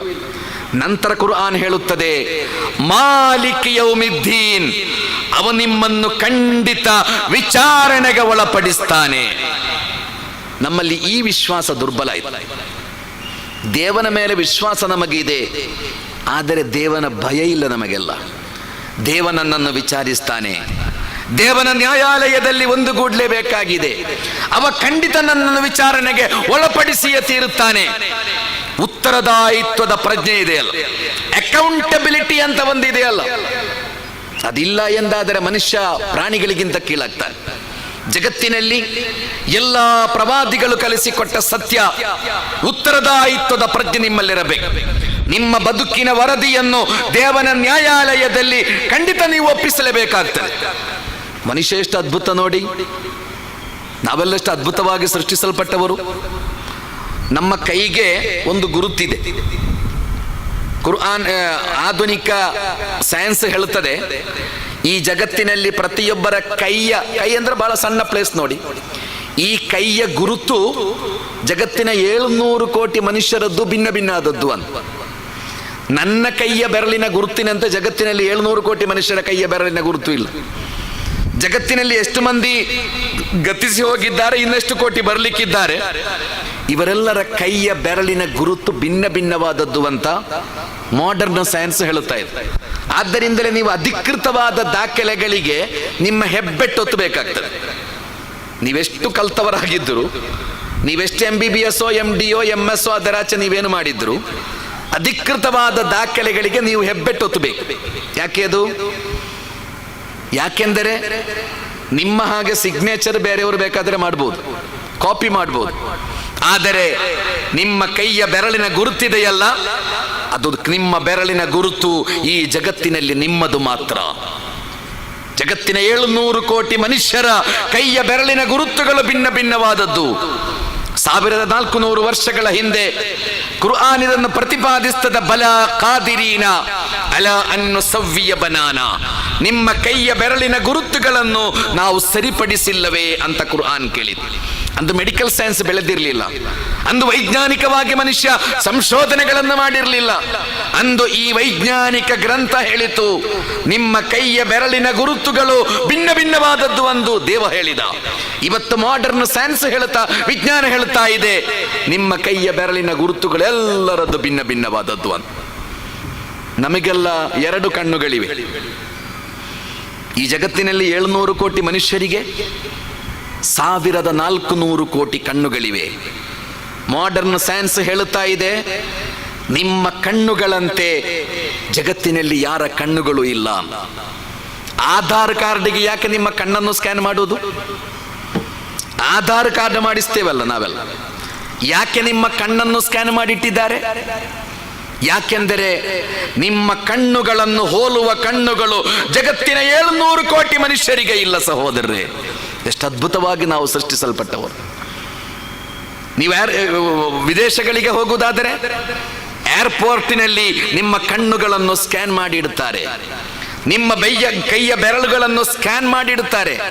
ಯಾಕೆಂದರೆ ನಿಮ್ಮ ಕಣ್ಣುಗಳಂತೆ ಜಗತ್ತಿನಲ್ಲಿ 700 ಕೋಟಿ ಮನುಷ್ಯರ ಕಣ್ಣುಗಳು ಇಲ್ಲ. ಭಿನ್ನ ಭಿನ್ನವಾದದ್ದು ನಿಮ್ಮ ಕಣ್ಣುಗಳು. ನನ್ನ ತಲೆಯಲ್ಲಿ 1000 ಗಟ್ಟಲೆ ತಲೆಕೂದಲಿದೆ. ಈ ಜಗತ್ತಿನ ಕೋಟಿಗಟ್ಟಲೆ ಮನುಷ್ಯರ ತಲೆಯಲ್ಲಿ ಬಿಲಿಯನ್ ಗಟ್ಟಲೆ, ಟ್ರಿಲಿಯನ್ ಗಟ್ಟಲೆ ತಲೆಕೂದಲುಗಳಿವೆ. ಆಧುನಿಕ ವಿಜ್ಞಾನ ಹೇಳುತ್ತಾ ಇದೆ, ಈ ಜಗತ್ತಿನ ಎಲ್ಲ ಮನುಷ್ಯರ ತಲೆಕೂದಲುಗಳನ್ನು ಒಂದು ಕಡೆ ರಾಶಿ ಹಾಕಿದ್ರೆ, ಸಂಶೋಧನೆ ಮಾಡಿ ಆ ತಲೆಕೂದಲುಗಳಿಂದ ನನ್ನ ತಲೆಕೂದಲನ್ನು ಬೇರ್ಪಡಿಸಬಹುದು ಅಂತ. ನನ್ನ ಶರೀರಕ್ಕೆ ಒಂದು ವಾಸನೆ ಇದೆ. ನನ್ನ ಶರೀರಕ್ಕೆ ಇರುವ ವಾಸನೆ ಜಗತ್ತಿನ 700 ಕೋಟಿ ಮನುಷ್ಯರ ಶರೀರಕ್ಕೆ ಇಲ್ಲ. ಪೊಲೀಸ್ ನಾಯಿಗಳು ಹೇಗೆ ಅಪರಾಧಿಗಳನ್ನು ಹುಡುಕುವುದು? ಪೊಲೀಸ್ ನಾಯಿಗಳಿಗೇನು ದೇವನಿಂದ ಮಾರ್ಗದರ್ಶನ ಬರಲಿಲ್ಲಲ್ಲ. ಅಪರಾಧಿಗಳನ್ನು ಹುಡುಕಲಿಕ್ಕೆ ಪೊಲೀಸ್ ನಾಯಿಗಳನ್ನು ಯಾಕೆ ಬಳಸಿಕೊಳ್ಳುವುದು? ಅದು ವಾಸನೆಯ ಆಧಾರದಲ್ಲಿ ಹುಡುಕುತ್ತದೆ ಅಪರಾಧಿಗಳನ್ನು. ಯಾಕೆಂದರೆ ಒಬ್ಬನ ಶರೀರಕ್ಕೆ ಇರುವ ವಾಸನೆ ಈ ಜಗತ್ತಿನ 700 ಕೋಟಿ ಮನುಷ್ಯರಿಗೆ ಇಲ್ಲ, ಭಿನ್ನ ಭಿನ್ನವಾದದ್ದು. ಹೀಗೆ ಅದ್ಭುತವಾಗಿ ಸೃಷ್ಟಿಸಲ್ಪಟ್ಟ ಮನುಷ್ಯನ ಅದರ ಅರ್ಥ ಏನು?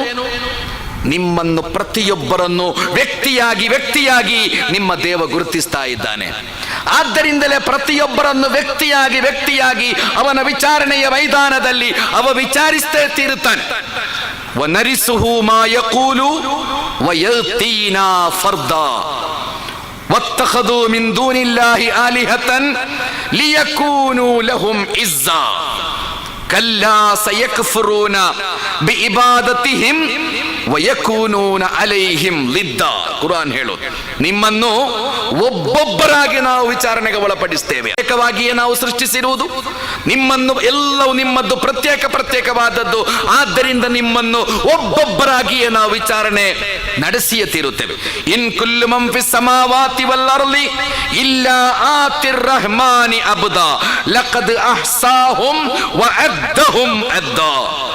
ದೇವ ಎಷ್ಟು ಮನೋಹರವಾಗಿ ಹೇಳುವುದು, ಆಕಾಶ ಭೂಮಿಯಲ್ಲಿರುವ ಎಲ್ಲವನ್ನು ಅಲ್ಲಾಹನ ಸನ್ನಿಧಿಯಲ್ಲಿ ದಾಸರು ಎಂಬ ನೆಲೆಯಲ್ಲಿ ಪ್ರತ್ಯೇಕವಾಗಿ ಒಬ್ಬೊಬ್ಬರನ್ನು ನಾವು ವಿಚಾರಣೆಗೆ ಒಳಪಡಿಸ್ತೇವೆ. ಲಕದ್ ಅಹ್ಸಾಹುಂ ವ ಅದ್ದಹುಂ ಅದ್ದಾ. ಅವನು ನಿಮ್ಮ ಎಣಿಕೆ ಮಾಡಿಟ್ಟಿದ್ದಾನೆ. ಒಬ್ಬೊಬ್ಬರು ನೀವು ವಿಚಾರಣೆ ಎದುರಿಸಲೇಬೇಕು. ವಲಕದ್ ಜಿئ್ತುಮೂನಾ ಫುರಾದಾ ಕಮಾ ಖಲಕ್ನಾಕುಂ ಅವ್ವಲ ಮರ್ರಾ ವತರಕ್ತುಂ ಮಾ ಖವ್ವಲ್ನಾಕುಂ ವರಾಅ ظುಹೂರಿಕುಂ. ಕುರ್ಆನ್ ಹೇಳೋದು, ನಿಮ್ಮನ್ನು ಪ್ರಥಮವಾಗಿ ಹೇಗೆ ಸೃಷ್ಟಿಸಲಾಗಿದೆಯೋ ಅದೇ ರೀತಿ ಒಬ್ಬಂಟಿಗರಾಗಿ ನಿಮ್ಮನ್ನು ದೇವನ ನ್ಯಾಯಾಲಯದಲ್ಲಿ ಒಂದುಗೂಡಿಸಲಾಗುತ್ತದೆ ಎಂದು ದೇವ ಹೇಳಿದ್ದರೆ, ಪವಿತ್ರ ಕುರ್ಆನ್ನ ಪುಟಗಳಲ್ಲಿ ಕುರ್ಆನ್ ಒಂದು ವಿಚಾರಣೆಯ ದಿನದ ಬಗ್ಗೆ, ರಿಸಲ್ಟಿನ ದಿನದ ಬಗ್ಗೆ, ಪರಿಣಾಮದ ಬದುಕಿನ ಬಗ್ಗೆ ಕುರ್ಆನ್ ಪ್ರಬಲವಾಗಿ ಪ್ರತಿಪಾದಿಸ್ತದೆ, ಆಧಾರ ಸಹಿತ ಪ್ರತಿಪಾದಿಸ್ತದೆ. ನಾವೆಲ್ಲ ನ್ಯಾಯ ಬೇಕು ಅಂತ ಬಯಸ್ತೇವೆ. ನಿಮಗೆಲ್ಲಿ ನ್ಯಾಯ ಸಿಗ್ತದೆ? ಅಮೆರಿಕಾದಲ್ಲಿ ಕೆಲವು ಕೋರ್ಟ್ಗಳೆಲ್ಲ ತೀರ್ಪು ಕೊಡು, ನೀವು ನೋಡಿರಬಹುದು, 345 ವರ್ಷ ಜೈಲು ಶಿಕ್ಷೆ ಅಂತ. ಅವಷ್ಟು ಅಪರಾಧ ಮಾಡಿದ್ದಾನೆ. ಈ ಕೋರ್ಟಿನಲ್ಲಿ ತೀರ್ಮಾನ ಕೊಡುವ ಜಡ್ಜಿಗೆ ಗೊತ್ತಿದೆ 345 ವರ್ಷ ಇವ ಬದುಕುವುದಿಲ್ಲ ಅಂತ ಗೊತ್ತಿದೆ ಅಲ್ಲ. 112 ವರ್ಷ ಬದುಕಿದ್ದೇ ಗಿನ್ನೆಸ್ ರೆಕಾರ್ಡ್ ಆಗುವುದಾದರೆ ಮತ್ತೆ 345 ವರ್ಷ ಯಾರು ಬದುಕ್ತಾರೆ? ಆದರೆ ಕೋರ್ಟ್ ಕೊಡುವ ಶಿಕ್ಷೆ 345 ವರ್ಷಗಳ ಶಿಕ್ಷೆ. ಎಲ್ಲಿ ಅನುಭವಿಸ್ತಾನೆ ಅವ? ಜಗತ್ತಿನಲ್ಲಿ ನೋಡಿ, ನೀವು ಒಬ್ಬನನ್ನು ಕೊಂದಿದ್ದೀರಿ ಅಂತ ಇಟ್ಕೊಳ್ಳಿ, ನಿಮಗೆ ಈ ಜಗತ್ತು ಕೊಡುವ ಗರಿಷ್ಠ ಶಿಕ್ಷೆ ಅಂತದ್ದು ನಿಮ್ಮನ್ನು ಕೊಲ್ಲುವುದು. ನೀವು 100 ಮಂದಿಯನ್ನು ಕೊಂದ್ರೆ ಏನು ಮಾಡುವುದು? ನೀವು 100 ಮಂದಿಯನ್ನು ಕೊಂದರು ಜಗತ್ತಿನಲ್ಲಿ ಕೊಡಬಹುದಾದ ಶಿಕ್ಷೆ ನಿಮ್ಮನ್ನು ಕೊಲ್ಲುವುದು ಮಾತ್ರ. ಈ ಮಣ್ಣಿನಲ್ಲಿ 100 ಮಂದಿಯನ್ನು ಕೊಂದವರು ಮಾತ್ರ ಅಲ್ಲ ಇರುವುದು, ಕೋಟಿಗಟ್ಟಲೆ ಮನುಷ್ಯರನ್ನು ಕೊಂದವರಿದ್ದಾರೆ. ನಿರಪರಾಧಿಗಳಾದ ಮಕ್ಕಳ ಮೇಲೆ ಬಾಂಬು ಸುರಿದವರಿದ್ದಾರೆ, ಅಮಾಯಕರ ರಕ್ತ ಹರಿಸಿದವರಿದ್ದಾರೆ. 1ನೇ ಜಾಗತಿಕ ಯುದ್ಧದಲ್ಲಿ 2 ಕೋಟಿ ಮನುಷ್ಯರನ್ನು ಕೊಲ್ಲಲಾಗಿತ್ತು. ನಾವೆಲ್ಲ ಇತಿಹಾಸ ಕಲ್ತವರಲ್ವಾ? 2ನೇ ಜಾಗತಿಕ ಯುದ್ಧದಲ್ಲಿ 5 ಕೋಟಿ ನಿರಪರಾಧಿಗಳಾದ ಮನುಷ್ಯರನ್ನು ಬಾಂಬು ಹಾಕಿ ಕೊಲ್ಲಲಾಯಿತು. ಇವತ್ತಿಗೂ ಜಗತ್ತಿನ ಮೂಲೆ ಮೂಲೆಗಳಲ್ಲಿ ಲಕ್ಷಗಟ್ಟಲೆ ಮನುಷ್ಯರನ್ನು ಬಾಂಬು ಸುರಿಸಿ ಕೊಲ್ಲಲಾಗುತ್ತಾ ಇದೆ. ಅವರಿಗೆ ಈ ಜಗತ್ತಿನಲ್ಲಿ ಯಾವ ಶಿಕ್ಷೆ ಸಿಗ್ತಾ ಇದೆ? ಕೊಂದವರಿಗೆ ಯಾವ ಕೋರ್ಟ್ ಯಾವ ಶಿಕ್ಷೆ ಕೊಟ್ಟಿದೆ? ಖಂಡಿತ ಈ ಜಗತ್ತಿನಲ್ಲಿ ಎಲ್ಲೂ ನಿಮಗೆ ನ್ಯಾಯದ ವ್ಯವಸ್ಥೆ ನೋಡ್ಲಿಕ್ಕೆ ಸಾಧ್ಯ ಇಲ್ಲ. ಕುರ್ಆನ್ ಹೇಳಿತು, ಇದೆಲ್ಲ ಹೀಗೆ ನಡೆಯುವುದಲ್ಲ. ಹೀಗೆ ಎಲ್ಲ ಕ್ರೌರ್ಯ, ಎಲ್ಲ ಅನ್ಯಾಯ, ಎಲ್ಲ ರಾಕ್ಷಸೀಯತೆ ಇದರೊಂದಿಗೆ ನಿಮ್ಮ ಬದುಕು ಮುಗಿದು ಹೋಗುವುದಿಲ್ಲ. ಖಂಡಿತ ನಿಮ್ಮ ಬದುಕಿನ ಪ್ರತಿಯೊಂದು ಕರ್ಮಗಳ ಬಗ್ಗೆ ನಿಮ್ಮ ದೇವನ ಬಳಿ ನೀವು ಉತ್ತರಿಸಲೇಬೇಕಾಗ್ತದೆ. ಅಲ್ಯೌಮ ತುಜ್ಜಾ ಕುಲ್ಲು ನಫ್ಸಿನ್ ಬಿಮಾ ಕಸಬ ಲಾ ಝುಲ್ಮಲ್ ಯೌಮ್. ದೇವನ ನ್ಯಾಯಾಲಯದಲ್ಲಿ ಅವ ಖಂಡಿತವಾಗಿಯೂ ನಿಮ್ಮ ಎಲ್ಲ ಕರ್ಮಗಳಿಗೆ ಅವ ಪ್ರತಿಫಲವನ್ನು ಕೊಟ್ಟೇ ಕೊಡುತ್ತಾನೆ. ಅಂದು ಯಾರ ಮೇಲೂ ಯಾವ ಅನ್ಯಾಯವೂ ಆಗುವುದಿಲ್ಲ ಅಂತ ಕುರ್ಆನ್ ಹೇಳುತ್ತದೆ. ಕುರ್ಆನ್ ಅನ್ನು ನೀವು ಸ್ಟಡಿ ಮಾಡಿದ್ರೆ, ಮನುಷ್ಯನ ಆರಂಭದ ಬಗ್ಗೆ ಮೆಡಿಕಲ್ ಸೈನ್ಸ್ ಬೆಳೆಯದ ಕಾಲದಲ್ಲಿ, ವೈಜ್ಞಾನಿಕವಾದ ಯಾವ ಸಂಶೋಧನೆಗಳು ನಡೆಯದ ಕಾಲದಲ್ಲಿ ಮನುಷ್ಯ ಹೇಗೆ ಹುಟ್ಟಿದ ಅಂತ ಕುರ್ಆನ್ ವಿವರಿಸಿದೆ. ಮನುಷ್ಯ ಹೇಗೆ ಹುಟ್ಟಿದ, 9 ತಿಂಗಳವರೆಗೆ ತಾಯಿಯ ಗರ್ಭದಲ್ಲಿ ಅವನ ವಿವಿಧ ಹಂತಗಳ ಬೆಳವಣಿಗೆಯನ್ನು ಕುರ್ಆನ್ ಹೇಳಿದೆ. ಅಂದು ಯಾವ ಸೈನ್ಸು ಈ ಜಗತ್ತಿನಲ್ಲಿ ಅದರ ಬಗ್ಗೆ ಮಾತಾಡಿರಲಿಲ್ಲ. ಬೀಜ, ಆಮೇಲೆ ಅದು ರಕ್ತಪಿಂಡ, ಆಮೇಲೆ ಅದು ಮಾಂಸದ ಪಿಂಡ. ಪ್ರಥಮವಾಗಿ ನಿಮ್ಮ ಶರೀರದಲ್ಲಿ ಜೋಡಿಸಲ್ಪಡುವುದು ಎಲುಬುಗಳು, ಕುರ್ಆನ್ ಹೇಳಿದೆ. ನಂತರ ಅದಕ್ಕೆ ಮಾಂಸ ತೊಡಿಸಲಾಗುತ್ತದೆ. 9 ತಿಂಗಳ ವಿವಿಧ ಪ್ರಕ್ರಿಯೆಗಳನ್ನು ಕುರ್ಆನ್ ಮನೋಹರವಾಗಿ ವಿವರಿಸಿದೆ. ಅದರ 27ನೆಯ ಸೂಕ್ತದಲ್ಲಿ ವಿವರಿಸಲಿಕ್ಕೆ ಸಮಯ ಇಲ್ಲ. ಇಷ್ಟು ಕುರ್ಆನ್ ಹೇಳಿದ ಈ ಎಲ್ಲವನ್ನು ಇವತ್ತು ಆಧುನಿಕ ಸೈನ್ಸ್ ಒಪ್ಪಿಕೊಳ್ತಾ ಇದೆ. ಇದೆಲ್ಲ ಹೇಳಿ ಕುರ್ಆನ್ 9 ತಿಂಗಳ ವಿವಿಧ ಪ್ರಕ್ರಿಯೆಗಳು ತಾಯಿಯ ಗರ್ಭಾಶಯದಲ್ಲಿ. ಅದನ್ನು ವಿವರಿಸಿ ಕುರ್ಆನ್ ಹೇಳಿತು ನೀವು ಹುಟ್ಟಿದ್ದೀರಾ. ಹುಟ್ಟಿದ ಮೇಲೆ ಕುರ್ಆನ್ ಹೇಳಿತು ನಿಮ್ಮ ಶೈಶವಾವಸ್ಥೆ, ನಿಮ್ಮ ಬಾಲ್ಯ, ನಿಮ್ಮ ಯೌವನ, ವೃದ್ಧಾಪ್ಯ, ಒಂದು ದಿವಸ ನಿಮಗೆ ಸಾವು ಬರ್ತದೆ. ಇದನ್ನೆಲ್ಲ ನಾವು ಒಪ್ಪಿಕೊಂಡಿದ್ದೇವೆ. ಕುರ್ಆನ್ ಅಲ್ಲಿಗೆ ಮುಗಿಸಲಿಲ್ಲ. ಕುರ್ಆನ್ ಮತ್ತೆ ಹೇಳಿತು ಸುಮ್ಮ ಇನ್ನಕುಂ ತುಬ್ಅಸೂನ್, ಅಲ್ಲಿಗೆ ಮುಗಿಯುವುದಿಲ್ಲ. ಮತ್ತೆ ನಿಮ್ಮ ಮರಣದ ನಂತರ ಪುನಃ ನಿಮ್ಮ ದೇವ ನಿಮ್ಮನ್ನು ಜೀವಂತಗೊಳಿಸಿಯೇ ತೀರುತ್ತಾನೆ. ಇದು ಕುರ್ಆನ್ ಬಹಳ ನಿಖರವಾಗಿ, ಬಹಳ ನೇರವಾಗಿ ನಿಮ್ಮ ಕರ್ಮದ ಪರಿಣಾಮವನ್ನು ಇಹಲೋಕದಲ್ಲಿ ನೀವು ಖಂಡಿತ ಅನುಭವಿಸುವುದಿಲ್ಲ. ಇಲ್ಲಿ ಕೆಟ್ಟ ಕೆಲಸ ಮಾಡುವವರೇ ದೊಡ್ಡ ದೊಡ್ಡ ವ್ಯಕ್ತಿಗಳು, ಸಾವಿರಗಟ್ಟಲೆ ಮನುಷ್ಯರನ್ನು ಕೊಲ್ಲುವವರೇ ಜಗತ್ತನ್ನು ಕಂಟ್ರೋಲ್ ಮಾಡುವವರು. ಯಾವ ಸಮಸ್ಯೆಯೂ ಇಲ್ಲ. ಖಂಡಿತ ನಿಮ್ಮ ಕರ್ಮಗಳ ಪರಿಣಾಮವನ್ನು ದೇವನ ನ್ಯಾಯಾಲಯದಲ್ಲಿ ಪಡೆದೇ ತೀರ್ತೀರ. ಕುರ್ಆನ್ನ ಪುಟ ಪುಟಗಳಲ್ಲಿ ಈ ಚಿಂತನೆ ಪ್ರತಿಪಾದಿಸಲಾಗಿದೆ. ಈ ವಿಶ್ವಾಸ ಇದು ಮನುಷ್ಯನನ್ನು ಎಲ್ಲಾ ಕೆಡುಕುಗಳಿಂದ ತಡೆಯುತ್ತದೆ. ಕಲ್ಲಾ ಇನ್ನಲ್ ಇನ್ಸಾನ ಲಯತುಗಾ ಅರ್ರಾಹು ಇಸ್ತಗ್ನಾ ಇನ್ನ ಇಲಾ ರಬ್ಬಿಕ ರುಜಿಆ. ನಾನು ಮುಗಿಸ್ತಾ ಇದ್ದೇನೆ. ಕುರ್ಆನ್ ಕೇಳಿತು ಮನುಷ್ಯ ಯಾಕೆ ಕೆಟ್ಟು ಹೋದ? ಅವ ಕೋಮುವಾದಿ, ಅವ ಭಯೋತ್ಪಾದಕ, ಅವ ಅತ್ಯಾಚಾರಿ, ಅವ ಭ್ರಷ್ಟಾಚಾರಿ. ಯಾಕೆಂದರೆ ನನ್ನನ್ನು ಪ್ರಶ್ನಿಸುವ, ನನ್ನನ್ನು ನೋಡುವ ಒಬ್ಬ ದೇವನಿಲ್ಲ ಎಂದವ ತಿಳಿದುಕೊಂಡಿದ್ದಾನೆ. ಅಲ್ಲ ಮನುಷ್ಯರೇ, ನಿಮ್ಮ ದೇವ ಖಂಡಿತ ನಿಮ್ಮನ್ನು ನೋಡ್ತಾ ಇದ್ದಾನೆ. ನಿಮ್ಮ ಕರ್ಮವನ್ನವ ನೋಡ್ತಾ ಇದ್ದಾನೆ. ನಿಮ್ಮನ್ನು ಪ್ರತ್ಯೇಕವಾಗಿ ಅವನು ಸೃಷ್ಟಿಸಿದ್ದರೆ ನಿಮ್ಮನ್ನು ಅವರು ಪ್ರತ್ಯೇಕವಾಗಿಯೇ ನೋಡ್ತಾ ಇದ್ದಾನೆ. ಆದ್ದರಿಂದ ದೇವನ ಬಳಿ ನೀವು ಹೋಗಲೇಬೇಕಾಗಿದೆ. ಈ ವಿಶ್ವಾಸ ನನ್ನನ್ನು ಅರೆಸ್ಟ್ ಮಾಡಲಿಕ್ಕೆ ಪೊಲೀಸರು ಇಲ್ಲದೇ ಇರಲಿ, ನಮ್ಮನ್ನೆಲ್ಲ ಹಿಡಿಲಿಕ್ಕೆ ಗೌರ್ಮೆಂಟ್ ಇಲ್ಲದೆ ಇರಲಿ, ಈ ನೈತಿಕ ಪ್ರಜ್ಞೆ ನಮ್ಮ ಮನಸ್ಸಿನ ಅಂತರಾಳದಲ್ಲಿ ಇರುವುದಾದರೆ, ದೇವನ ನ್ಯಾಯಾಲಯದಲ್ಲಿ ನನ್ನ ಬದುಕಿನ ರಿಪೋರ್ಟ್ ಅದು ಬರುತ್ತದೆ ಎಂಬ ಈ ಪ್ರಜ್ಞೆ ನಮ್ಮ ಮನಸ್ಸಿನಲ್ಲಿದ್ದರೆ ನಾವೆಲ್ಲ ಕೆಟ್ಟವರಾಗಲಿಕ್ಕೆ ಸಾಧ್ಯವೇ? ನಮ್ಮ ಬದುಕಿನಲ್ಲಿ ದುಷ್ಟತನಗಳಿರಲಿಕ್ಕೆ ಸಾಧ್ಯವೇ? ನಮಗೆ ಸಮಾಜಘಾತಕರಾಗಲು ಸಾಧ್ಯವೇ? ಖಂಡಿತ ಸಾಧ್ಯ ಇಲ್ಲ ಮನುಷ್ಯರೇ. ಆದ್ದರಿಂದಲೇ ಕುರ್ಆನ್ ಅತ್ಯಂತ ಪ್ರಬಲವಾಗಿ ಪ್ರತಿಪಾದಿಸುವ ಸತ್ಯ, ದೇವನ ನ್ಯಾಯಾಲಯದಲ್ಲಿ ನಿಮ್ಮ ವಿಚಾರಣೆ ನಡೆಯುತ್ತದೆ. ಈ ವಿಶ್ವಾಸ ಮನುಷ್ಯನಲ್ಲಿದ್ದರೆ, ಖಲೀಫಾ ಉಮರ್ ಅಂತ ಒಬ್ಬ ಚಕ್ರವರ್ತಿ ಇದ್ದರು. ಈ ಘಟನೆ ಹೇಳಿ ನಾನು ಮುಗಿಸ್ತಾ ಇದ್ದೇನೆ. ಅವರ ಕಾಲದಲ್ಲಿ ಅವರು ಹೀಗೆ ಸುತ್ತಾಡ್ತಾ ಇದ್ರು ತನ್ನ ಸಾಮ್ರಾಜ್ಯದಲ್ಲಿ, ಪ್ರಜೆಗಳ ಕಷ್ಟ ಸುಖ ಎಲ್ಲ ತಿಳಿಲಿಕ್ಕೆ. ಒಂದು ದಿವಸ ಒಂದು ಕಡೆ ಅವರು ನಿಂತುಕೊಂಡಿದ್ದಾರೆ ಮಾರುವೇಷದಲ್ಲಿ. ಒಬ್ಬ ಆಡು ಮೇಯಿಸುವ ಒಬ್ಬ ಯುವಕ 100 ಆಡುಗಳನ್ನು ಅಟ್ಟಿಕೊಂಡು ಹೋಗ್ತಾ ಇದ್ದ. ಚಕ್ರವರ್ತಿಗೆ ಈ ಯುವಕನ ಪ್ರಾಮಾಣಿಕತೆಯನ್ನು ಪರೀಕ್ಷಿಸಬೇಕು ಅಂತ ಅವರು ಆಲೋಚಿಸ್ತಾರೆ. ಉಮರ್, ಈ ಯುವಕನಿಗೆ ಗೊತ್ತಿಲ್ಲ ಇದು ಉಮರ್ ಚಕ್ರವರ್ತಿ ಅಂತ ಏನು ಗೊತ್ತಿಲ್ಲ. ಈ ವ್ಯಕ್ತಿ ಉಮರ್ ಆಡು ಮೇಯಿಸುವ ಆ ಹುಡುಗನೊಂದಿಗೆ ಕೇಳುತ್ತಾರೆ, ಆಡು ಯಾರದು ಅಂತ. ಆಡು ಯಾರದು ಮನುಷ್ಯ ಸಹೋದರ? ಆ ಹುಡುಗ ಹೇಳಿದ, ಇನ್ನಿ ಮಮ್ಲೂಕುನ್, ಈ ಆಡಿನ ಒಡೆಯ ನಾನಲ್ಲ, ಈ ಆಡಿಗೆ ಬೇರೆ ಒಡೆಯ ಇದ್ದಾರೆ, ಇದಕ್ಕೆ ಯಜಮಾನ ಇದ್ದಾನೆ. ನನಗೆ ಇದೊಂದು ಮೇಯಿಸುವ ಕೆಲಸ, ಇದರ ಸಂರಕ್ಷಣೆಯ ಕೆಲಸ ಮಾತ್ರ ಇದೆ. ಉಮರ್ ಹೇಳಿದರು, ನನಗೊಂದು ಆಡನ್ನು ನೀನು ಮಾರಾಟ ಮಾಡು, ದುಡ್ಡು ಕೊಡ್ತೇನೆ ನನಗೆ ಒಂದು ಆಡನ್ನು 100 ಆಡುಗಳಿವೆ. ಒಂದು ಆಡು ಅದೆಲ್ಲೋ ತಪ್ಪಿಸಿಕೊಂಡಿದೆ ಅಂತ ನಿನ್ನ ಯಜಮಾನನೊಂದಿಗೆ ಹೇಳಬಹುದು, ಬಹಳ ಸುಲಭ ಅದು. ನನಗೊಂದು ಆಡು ಮಾರಾಟ ಮಾಡು ಸಹೋದರ. ಆ ಸಂದರ್ಭದಲ್ಲಿ ಆಡು ಮೇಯಿಸುವ ಹುಡುಗ ಒಂದು ಮಾತು ಹೇಳ್ತಾನೆ, ಈ ಆಡನ್ನು ನಿಮಗೆ ನಾನು ಮಾರಾಟ ಮಾಡಿ ದುಡ್ಡು ಪಡೆದು ನನ್ನ ಯಜಮಾನನೊಂದಿಗೆ ಖಂಡಿತ ಸುಳ್ಳು ಹೇಳಬಹುದು. ಆದರೆ ಈ ಆಡುಗಳನ್ನು, ನನ್ನನ್ನು, ನಿಮ್ಮನ್ನು ಸೃಷ್ಟಿಸಿದ ಒಬ್ಬ ದೇವನಿದ್ದಾನಲ್ಲ, ಅವನ ಬಳಿ ಸುಳ್ಳು ಹೇಳಲು ಸಾಧ್ಯವೇ ಅಂತ ಕೇಳ್ತಾರೆ. ಅವನ ಬಳಿ ಸುಳ್ಳು ಹೇಳಲು ಸಾಧ್ಯವೇ?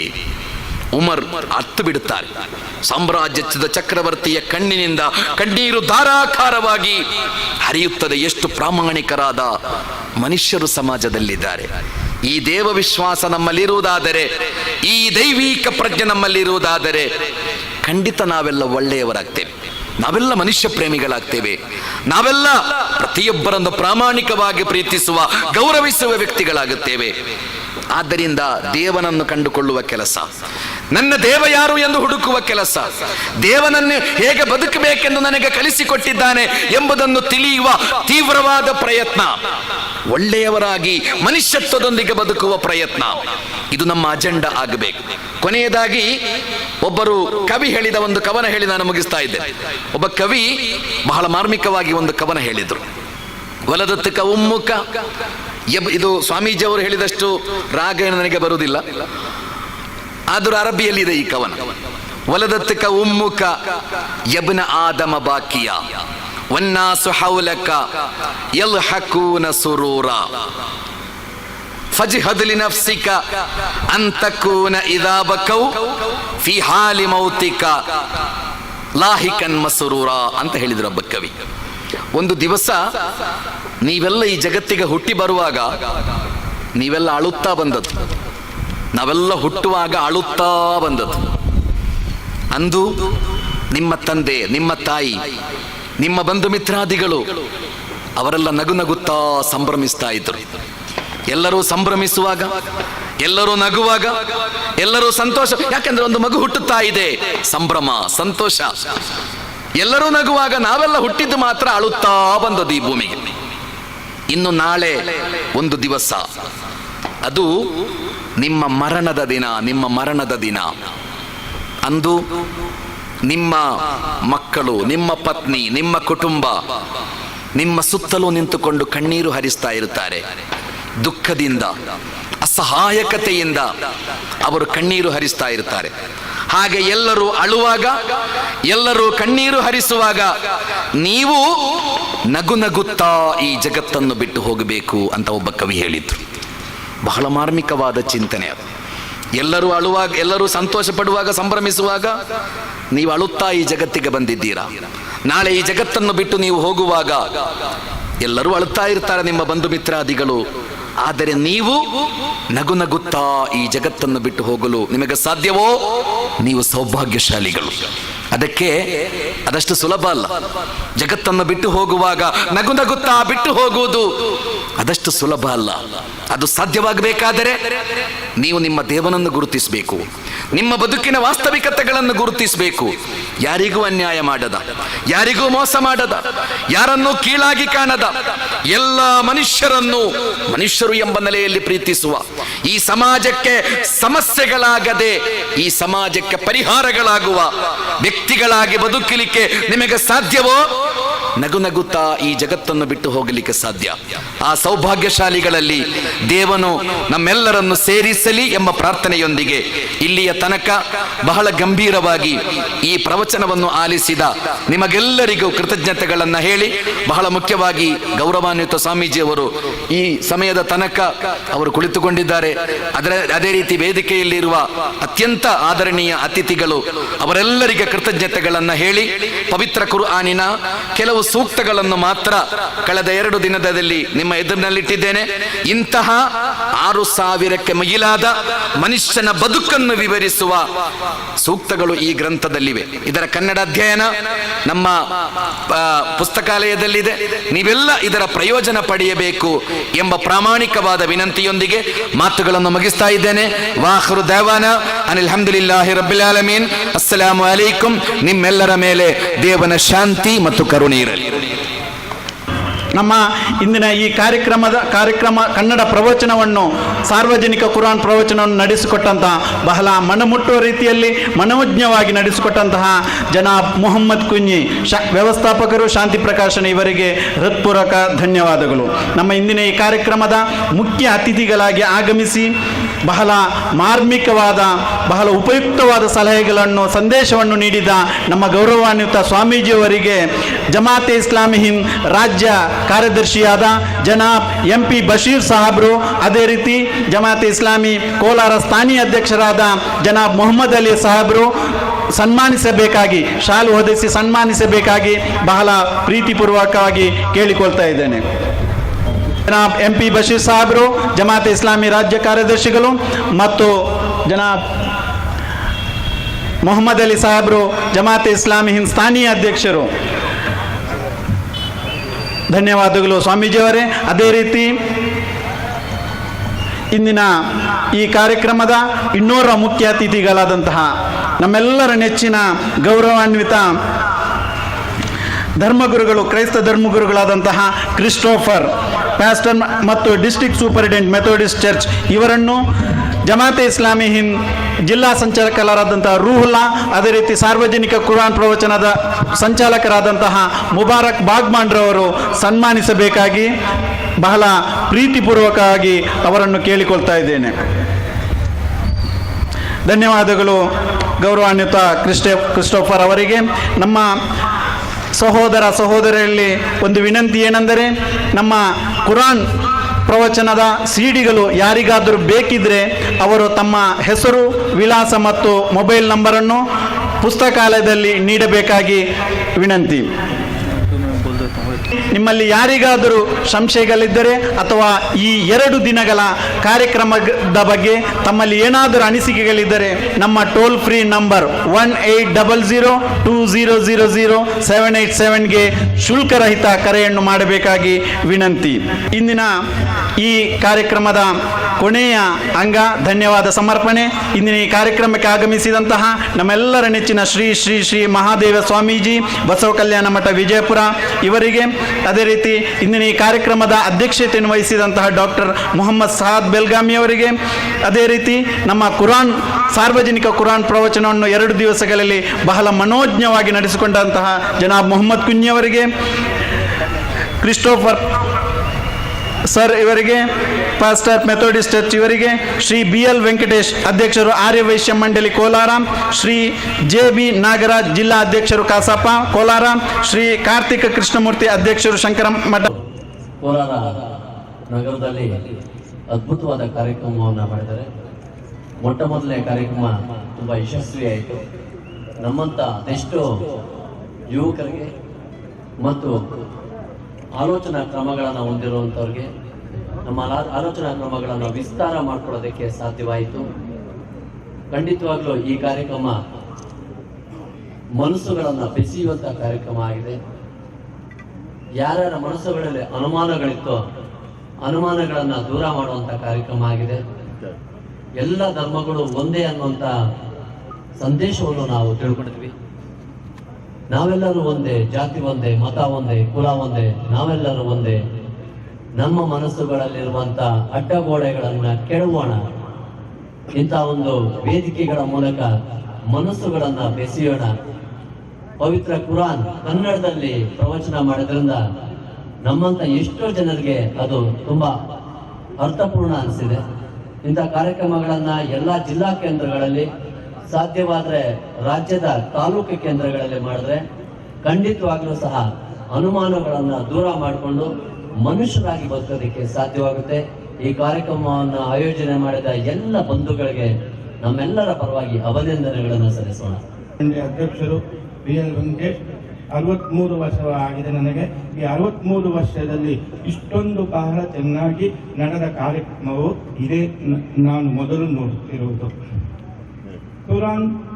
Quran equals Bible, Bible equals ಭಗವದ್ಗೀತೆ. ಈ ಮೂರು ಸಹ ಎಲ್ಲ ಕುಲ ಬಾಂಧವರಿಗೆ ಇರುತ್ತದೆ. ಮುಸ್ಲಿಮರು ಸಹ ನಾವು ಬಾಯಿಗಳು ಮಸೀದಿನಲ್ಲಿ ಅಲ್ಲಾಹು ಅಕ್ಬರ್ ಅಂತಾರೆ, ಚರ್ಚ್ನಲ್ಲಿ ಜೇಸು ಅಂತಾರೆ, ದೇವಸ್ಥಾನದಲ್ಲಿ ಗೋವಿಂದ ಗೋವಿಂದ ಅಂತಾರೆ. ಅದು ಎಲ್ಲವೂ ಸಹ ಒಂದೇ ಅರ್ಥದಲ್ಲಿ ಪ್ರೇಯರ್ ಆಗಿರುತ್ತದೆ. ಇಂತಹ ಕಾರ್ಯಕ್ರಮಗಳನ್ನು ಪದೇ ಪದೇ ಮಾಡಬೇಕೆಂದು ನಾನು ಅಂದುಕೊಂಡಿದ್ದೇನೆ. ನಿಜವಾಗಲೂ ಈ ಕುರಾನ್ ಕನ್ನಡದಲ್ಲಿ ಇದು ಮಾಡಿದ್ದು 2 ದಿನದ ಕಾರ್ಯಕ್ರಮ ಬಹಳ ಚೆನ್ನಾಗಿತ್ತು. ನಿನ್ನೆ ಕಾರ್ಯಕ್ರಮ ಮತ್ತು ಇವತ್ತು 2 ದಿವಸ ನೋಡಿದ್ದೀನಿ. ನಿನ್ನೆ ದೇವರೊಬ್ಬರೇ ಅನ್ನೋದು ಕಾರ್ಯಕ್ರಮದ ಬಗ್ಗೆ ಬಹಳ ಎಲ್ಲ ಧರ್ಮಗಳು ಯಾರ್ಯಾರಿಗೂ ದೇವರೊಬ್ಬರು ಅನ್ನೋದನ್ನು ಮಾಡಿಬಿಟ್ಟಿದ್ದಾರೆ. ಇವತ್ತು ಮರಣದ ನಂತರ ಕೂಡ ಏನು ಅನ್ನೋದ್ರ ಬಗ್ಗೆ ನಮ್ಮ ಮಹಮ್ಮದ್ ಇವರು ಬಹಳ ಚೆನ್ನಾಗಿ ಮಾಡಿಬಿಟ್ಟಿದ್ದಾರೆ. ಇಂಥ ಕಾರ್ಯಕ್ರಮಗಳು ಇನ್ನೂ ಹೆಚ್ಚಿಗೆ ಎಲ್ಲ ಜಿಲ್ಲಾ ಕೇಂದ್ರಗಳು, ಎಲ್ಲ ತಾಲೂಕು ಕೇಂದ್ರಗಳಲ್ಲಿ ಮಾಡಿ ಏನು ಧರ್ಮಗಳ ಮಧ್ಯೆ ಏನು ಗೋಡೆ ಇದೆ, ಧರ್ಮಗಳ ಬಗ್ಗೆ ಅಪನಂಬಿಕೆ ಇದೆ, ಅದನ್ನು ಹೋಗಲಾಡಿಸಬೇಕು. ಮತ್ತೆ ಎಲ್ಲ ಶಾಂತಿ ನೆಲೆಸಿ ಎಲ್ಲ ಧರ್ಮಗಳು, ಎಲ್ಲ ಸಹೋದರರು ಅಣ್ಣತಮ್ಮಂತೆ ಬದುಕಬೇಕು ಅನ್ನೋದೇ ಈ ಒಂದು ಕಾರ್ಯಕ್ರಮದಾಗಿದೆ. ಇದು ಮುಂದೆ ಕೂಡ ಇಂಥ ಕಾರ್ಯಕ್ರಮ ಚೆನ್ನಾಗಿ ಯಶಸ್ವಿಯಾಗಲಿ ಅಂತೇಳಿ ನನಗೆ ಮಾತಾಡೋಕ್ಕೆ ಅವಕಾಶ ಮಾಡಿಕೊಟ್ಟ ಎಲ್ಲ ಇವರಿಗೂ ಧನ್ಯವಾದಗಳು ಅನಿಸ್ತೇನೆ. ಹೆಸರು ವೆಂಕಟೇಶ್ ಅಂತ. ಆದರೆ ಈಗ ಮಾನವ ಜನ್ಮ ಒಂದೇ, ಬ್ಲಡ್ ಒಂದೇ, ಅದರ ಭಾಷೆ ಬೇರೆ. ಆ ಭಾಷೆ ಬೇರೆ ಇರೋದ್ರಿಂದ ಪ್ರತಿಯೊಬ್ಬರಿಗೂ ಭಯ. ಯಾಕಂದರೆ ಇದುವರೆಗೂ ಆ ಕುರಾನ್ ವಿಷಯದಲ್ಲಿ ಭಾಷೆ ಬೇರೆ ಇರೋದ್ರಿಂದ ನಮ್ಗೆ ಅರ್ಥ ಆಗಲಿಲ್ಲ. ಈಗ ಸಂಪೂರ್ಣ ಇದನ್ನು ಕೇಳಿರುವಂಥವ್ರಿಗೆ ಅರ್ಥ ಆಗಿದೆ. ಈಗ ಇದು ಹಿಂದೂ, ಮುಸ್ಲಿಂ, ಕ್ರಿಶ್ಚಿಯನ್ ಬೇರೆ ಅಲ್ಲ, ದೇವರ ಲೆಕ್ಕದಲ್ಲಿ ಮಾನವ ಒಂದೇ. ಆ ನಿರ್ಭಯದಿಂದ ಇದನ್ನು ಕಳ್ಕೊಂಡವರು ಎಲ್ಲರಲ್ಲೂ ಬಾಳ್ಬೋದು, ಸಮಾಜದಲ್ಲಿ ಒಳ್ಳೆಯವರಾಗಿ ಆಗ್ಬೋದು. ಯಾವುದೇ ಭಯ ಇಲ್ಲ, ಯಾವುದೇ ಭೇದ ಇಲ್ಲ, ಯಾವುದೇ ಭೇದ ಇಲ್ಲದೆ ಬದುಕಬಹುದು ಅಂತ ಹೇಳ್ಬಿಟ್ಟು ಇಂಥ ಕಾರ್ಯಕ್ರಮಗಳಿಂದ ನಿಜವಾಗೂ ಜನಗಳಿಗೆ ಅರ್ಥ ಆಗ್ತಾ ಇದೆ. ಅದು ಬಿಟ್ಟು ಬೇರೆ ಇದು ಗೊತ್ತಿಲ್ಲದವ್ರಿಗೆ ಗೊತ್ತಿಲ್ಲದೆ ಹಂಗೆ ಇರ್ತಾರೆ. ಅದು ಇಂಥ ಕಾರ್ಯಕ್ರಮ ಇನ್ನೂ ಹೆಚ್ಚೆಚ್ಚಾಗಿ ಜನರಿಗೆ ಅರಿವು ಮೂಡಿಸ್ಬೇಕಂತ ಹೇಳ್ಬಿಟ್ಟು ಜಮಾತೆ ಇಸ್ಲಾಂ ಅವರಿಗೆ ನಾನು ವಂದಿಸುತ್ತಾ ನಾನು ಈ ಎರಡು ಮಾತುಗಳನ್ನು ಮುಗಿಸ್ತೇನೆ. ಜೈ ಹಿಂದ್. कोलार की तारीख में यह पहला जलसा है जो लोगों के दिलों को छुआ है। ये हमारे मुसलमानों पर जो भी शक था उसे दूर किया है जमात इस्लामी हिंद ने। यहाँ मुबारकबादी देता हूँ कि इस तरह के प्रोग्राम जमात इस्लामी की जानिब से हर तालुक में हो, हर डिस्ट्रिक्ट में हो। मैं जमात इस्लामी हिंद कोलार को फिर से मुबारकबादी देता हूँ। ನಾವು KSRTC ನಲ್ಲಿ ಉದ್ಯೋಗಿಯಾಗಿ ರಿಟೈರ್ಡ್ ಆಗಿದ್ದೀವಿ. ನನಗೆ 40 ವರ್ಷದಿಂದ ಇಸ್ಲಾಂ ಧರ್ಮದ ಬಗ್ಗೆ ಸ್ವಲ್ಪ ಪರಿಚಯ ಆಯಿತು. ಇಲ್ಲಿ ಇವರು ಮಂಗಳೂರಿನ ಆ ದೈವಿ ಭಕ್ತರು ತಿಳಿಸಿದ್ದು ಬಹಳ ಹೆಚ್ಚಿನ ಒಂದು ವಿಷಯವಾಗಿದೆ. ಆದರೆ ಅದರಲ್ಲಿ ಅವ್ರದ್ದು ಸ್ವಂತ ಭಾವನೆ, ಸ್ವಂತ ಹುಟ್ಟು ಕಲೆಗಳು ಏನೂ ಇಲ್ಲ. ಅದು ಮೊಹಮ್ಮದ್ ಪೈಗಂಬರಿಗೆ ದೈವಿ ಶಕ್ತಿ ಏನು ತಿಳಿಸಿದ್ದಾರೆ ಅದನ್ನು ತಿಳಿಸಿದ್ದಾರೆ. ಅಲ್ಲಾಹು ಅಕ್ಬರ್, ಲಾ ಇಲಾಹಿ ಇಲ್ಲಲ್ಲ, ಮೊಹಮ್ಮದ ರಸೂಲುಲ್ಲಾ, ಅದರ ಬಗ್ಗೆ ನನಗೆ ಬಹಳ ಇಷ್ಟ. ಈ ಒಂದು ಜ್ಞಾನ 1-2 ದಿನಕ್ಕೆ ಸೀಮಿತ ಸಾಲದು. ಇದು ಇನ್ನು ಹೆಚ್ಚಿನ ದಿನದಲ್ಲಿ ಸತ್ಯ ಪರಿಚಯ, ಬೇರೆ ಧರ್ಮಗಳಿಗೆ ಮತ್ತು ಇಸ್ಲಾಂ ಧರ್ಮಗಳಿಗೆ ಇರುವ ಸತ್ಯ ವ್ಯತ್ಯಾಸಗಳನ್ನು ತಿಳಿ ಹೇಳುವಂತಹ ಇನ್ನು ಮಹತ್ ಕಾರ್ಯ 10 ದಿನಗಳ ಪ್ರೋಗ್ರಾಮ್ ಅನ್ನ ಕೋಲಾರದ ಮಹಾಜನತೆಗೆ ಕೊಡಬೇಕು. ಎಲ್ಲರೂ ಸುಖ ಸಂತೋಷದಿಂದ ಹೊಂದಾಣಿಕೆಯ ಬಾಳ್ವೆಯನ್ನು ಮಾಡಬೇಕು. ಯಾವುದೇ ಕೆಟ್ಟ ಭಾವನೆಯನ್ನು ಇರಬಾರದು. ಏನು ಕುರಾನ್ ಹೇಳುತ್ತೆ ಅದು ಇನ್ನೂ ಹೆಚ್ಚು ರೀತಿಯಲ್ಲಿ ವಿವರವಾಗಿ 10 ದಿನಗಳ ಪ್ರೋಗ್ರಾಮ್ ಅನ್ನು ಕೊಡಬೇಕು ಅಂತೇಳಿ ನಾವು ಬಯಸ್ತಾ ಇದ್ದೀವಿ. ನಾನು ಕನ್ನಡದಲ್ಲಿ ಹೇಳ್ತೀನಿ. ಈ ಒಂದು ಪ್ರವಚನ ಬರೀ ಮುಸಲ್ಮಾನರಿಗೆ ಮಾತ್ರ ಸೀಮಿತವಾಗಬಾರದು. ಇಡೀ ಪ್ರಪಂಚದಲ್ಲಿ ಎಲ್ಲ ಜನಾಂಗದವ್ರಿಗೂ ಸಹ ಇದು ಪ್ರಚಾರ ಮಾಡಬೇಕು ಅಂತ ಹೇಳ್ಬಿಟ್ಟು ನನ್ನ ಒಂದು ಅನಿಸಿಕೆ. ನಮ್ಮ ಕೋಲಾರ ನಗರದಲ್ಲಿ ಪ್ರಥಮವಾಗಿ ಈ ಒಂದು ಕುರಾನ್ ಪ್ರವಚನ ಏರ್ಪಡಿಸಿರುವುದು ಬಹಳ ಸಂತಸದ ವಿಷಯ. ಮತ್ತೆ ಕೆಲವು ವಿಷಯಗಳು ನಾನೊಬ್ಬ ಮುಸಲ್ಮಾನಾಗಿ ಜನಿಸಿದ್ರೂ ಸಹ ಅನೇಕ ಕಡೆ ನಾನು ಭಾಗವಹಿಸಿದ್ದೇನೆ. ಆದರೆ ಕೆಲವರು ಇರುವ ಹಾಗೆ ಇನ್ನೊಬ್ಬರ ವ್ಯಕ್ತಿಯ ಕಣ್ಣುಗಳು ಇರುವುದಿಲ್ಲ ಅಂಥೇಳಿ ನಮ್ಮ ಕುಯ್ಯ ಸಾಹೇಬರು ಹೇಳಿದ್ದು ಬಹಳ ಅರ್ಥಗರ್ಭಿತವಾಗಿದೆ. ಆಮೇಲೆ ಒಂದು ಹೆಬ್ಬೆಟ್ಟಿನ ಗುರುತು, ಆಮೇಲೆ ಪೊಲೀಸ್ ನಾಯಿಗಳು ವಾಸನೆ ಮುಖಾಂತರ ಯಾವ ರೀತಿ ಕಳ್ಳನನ್ನ ಅಪರಾಧಿಯನ್ನು ಹಿಡಿಯುತ್ತಾ ಅನ್ನೋದನ್ನು ಕುಯ್ಯ ಸಾಹೇಬರು ಬಹಳ ಅರ್ಥಗರ್ಭಿತವಾಗಿ ಹೇಳಿದ್ದಾರೆ. ಇಂತಹ ಕುರಾನ್ ಪ್ರವಚನಗಳನ್ನ ಅಲ್ಲಲ್ಲಿ ನಡೆಸ್ತಾ ಬಂದರೆ ಹಿಂದೂ, ಮುಸಲ್ಮಾನ, ಕ್ರೈಸ್ತ ಎಲ್ಲ ಜನಾಂಗದವರಲ್ಲೂ ಸಹ ಪ್ರೀತಿ ವಿಶ್ವಾಸ ಬೆಳೆಯುತ್ತೆ. ಎಲ್ಲರೂ ಅನ್ಯೋನ್ಯವಾಗಿ ಜೀವಿಸುತ್ತಾರೆ ಅಂತ ಹೇಳ್ಬಿಟ್ಟು ನನ್ನ ಒಂದು ಅನಿಸಿಕೆ. ಈ ಒಂದು ಕಾರ್ಯಕ್ರಮಗಳು ಯಶಸ್ವಿಯಾಗಿ ನಡೀತಾ ಇರಲಿ. ಇನ್ನೂ ಹೆಚ್ಚಿನ ರೀತಿಯಲ್ಲಿ ಇನ್ನೂ ಬಹಳ ದಿನಗಳವರೆಗೂ ನಡೆಸಬೇಕಾಗಿ ಎಲ್ಲ ಜನಾಂಗದವರನ್ನು ಸೇರಿಸಿ ಮಾಡಿರುವುದು ಬಹಳ ಸಂತೋಷ. ದೇವರು ಆದರೆ ಕ್ರೈಸ್ತ ಧರ್ಮದ ಉಪದೇಶ ಮಾಡುವಂಥ ಪ್ರೈವೇಟ್ ಉಪದೇಶ ಮಾಡುವಂಥ ಸ್ವಲ್ಪ.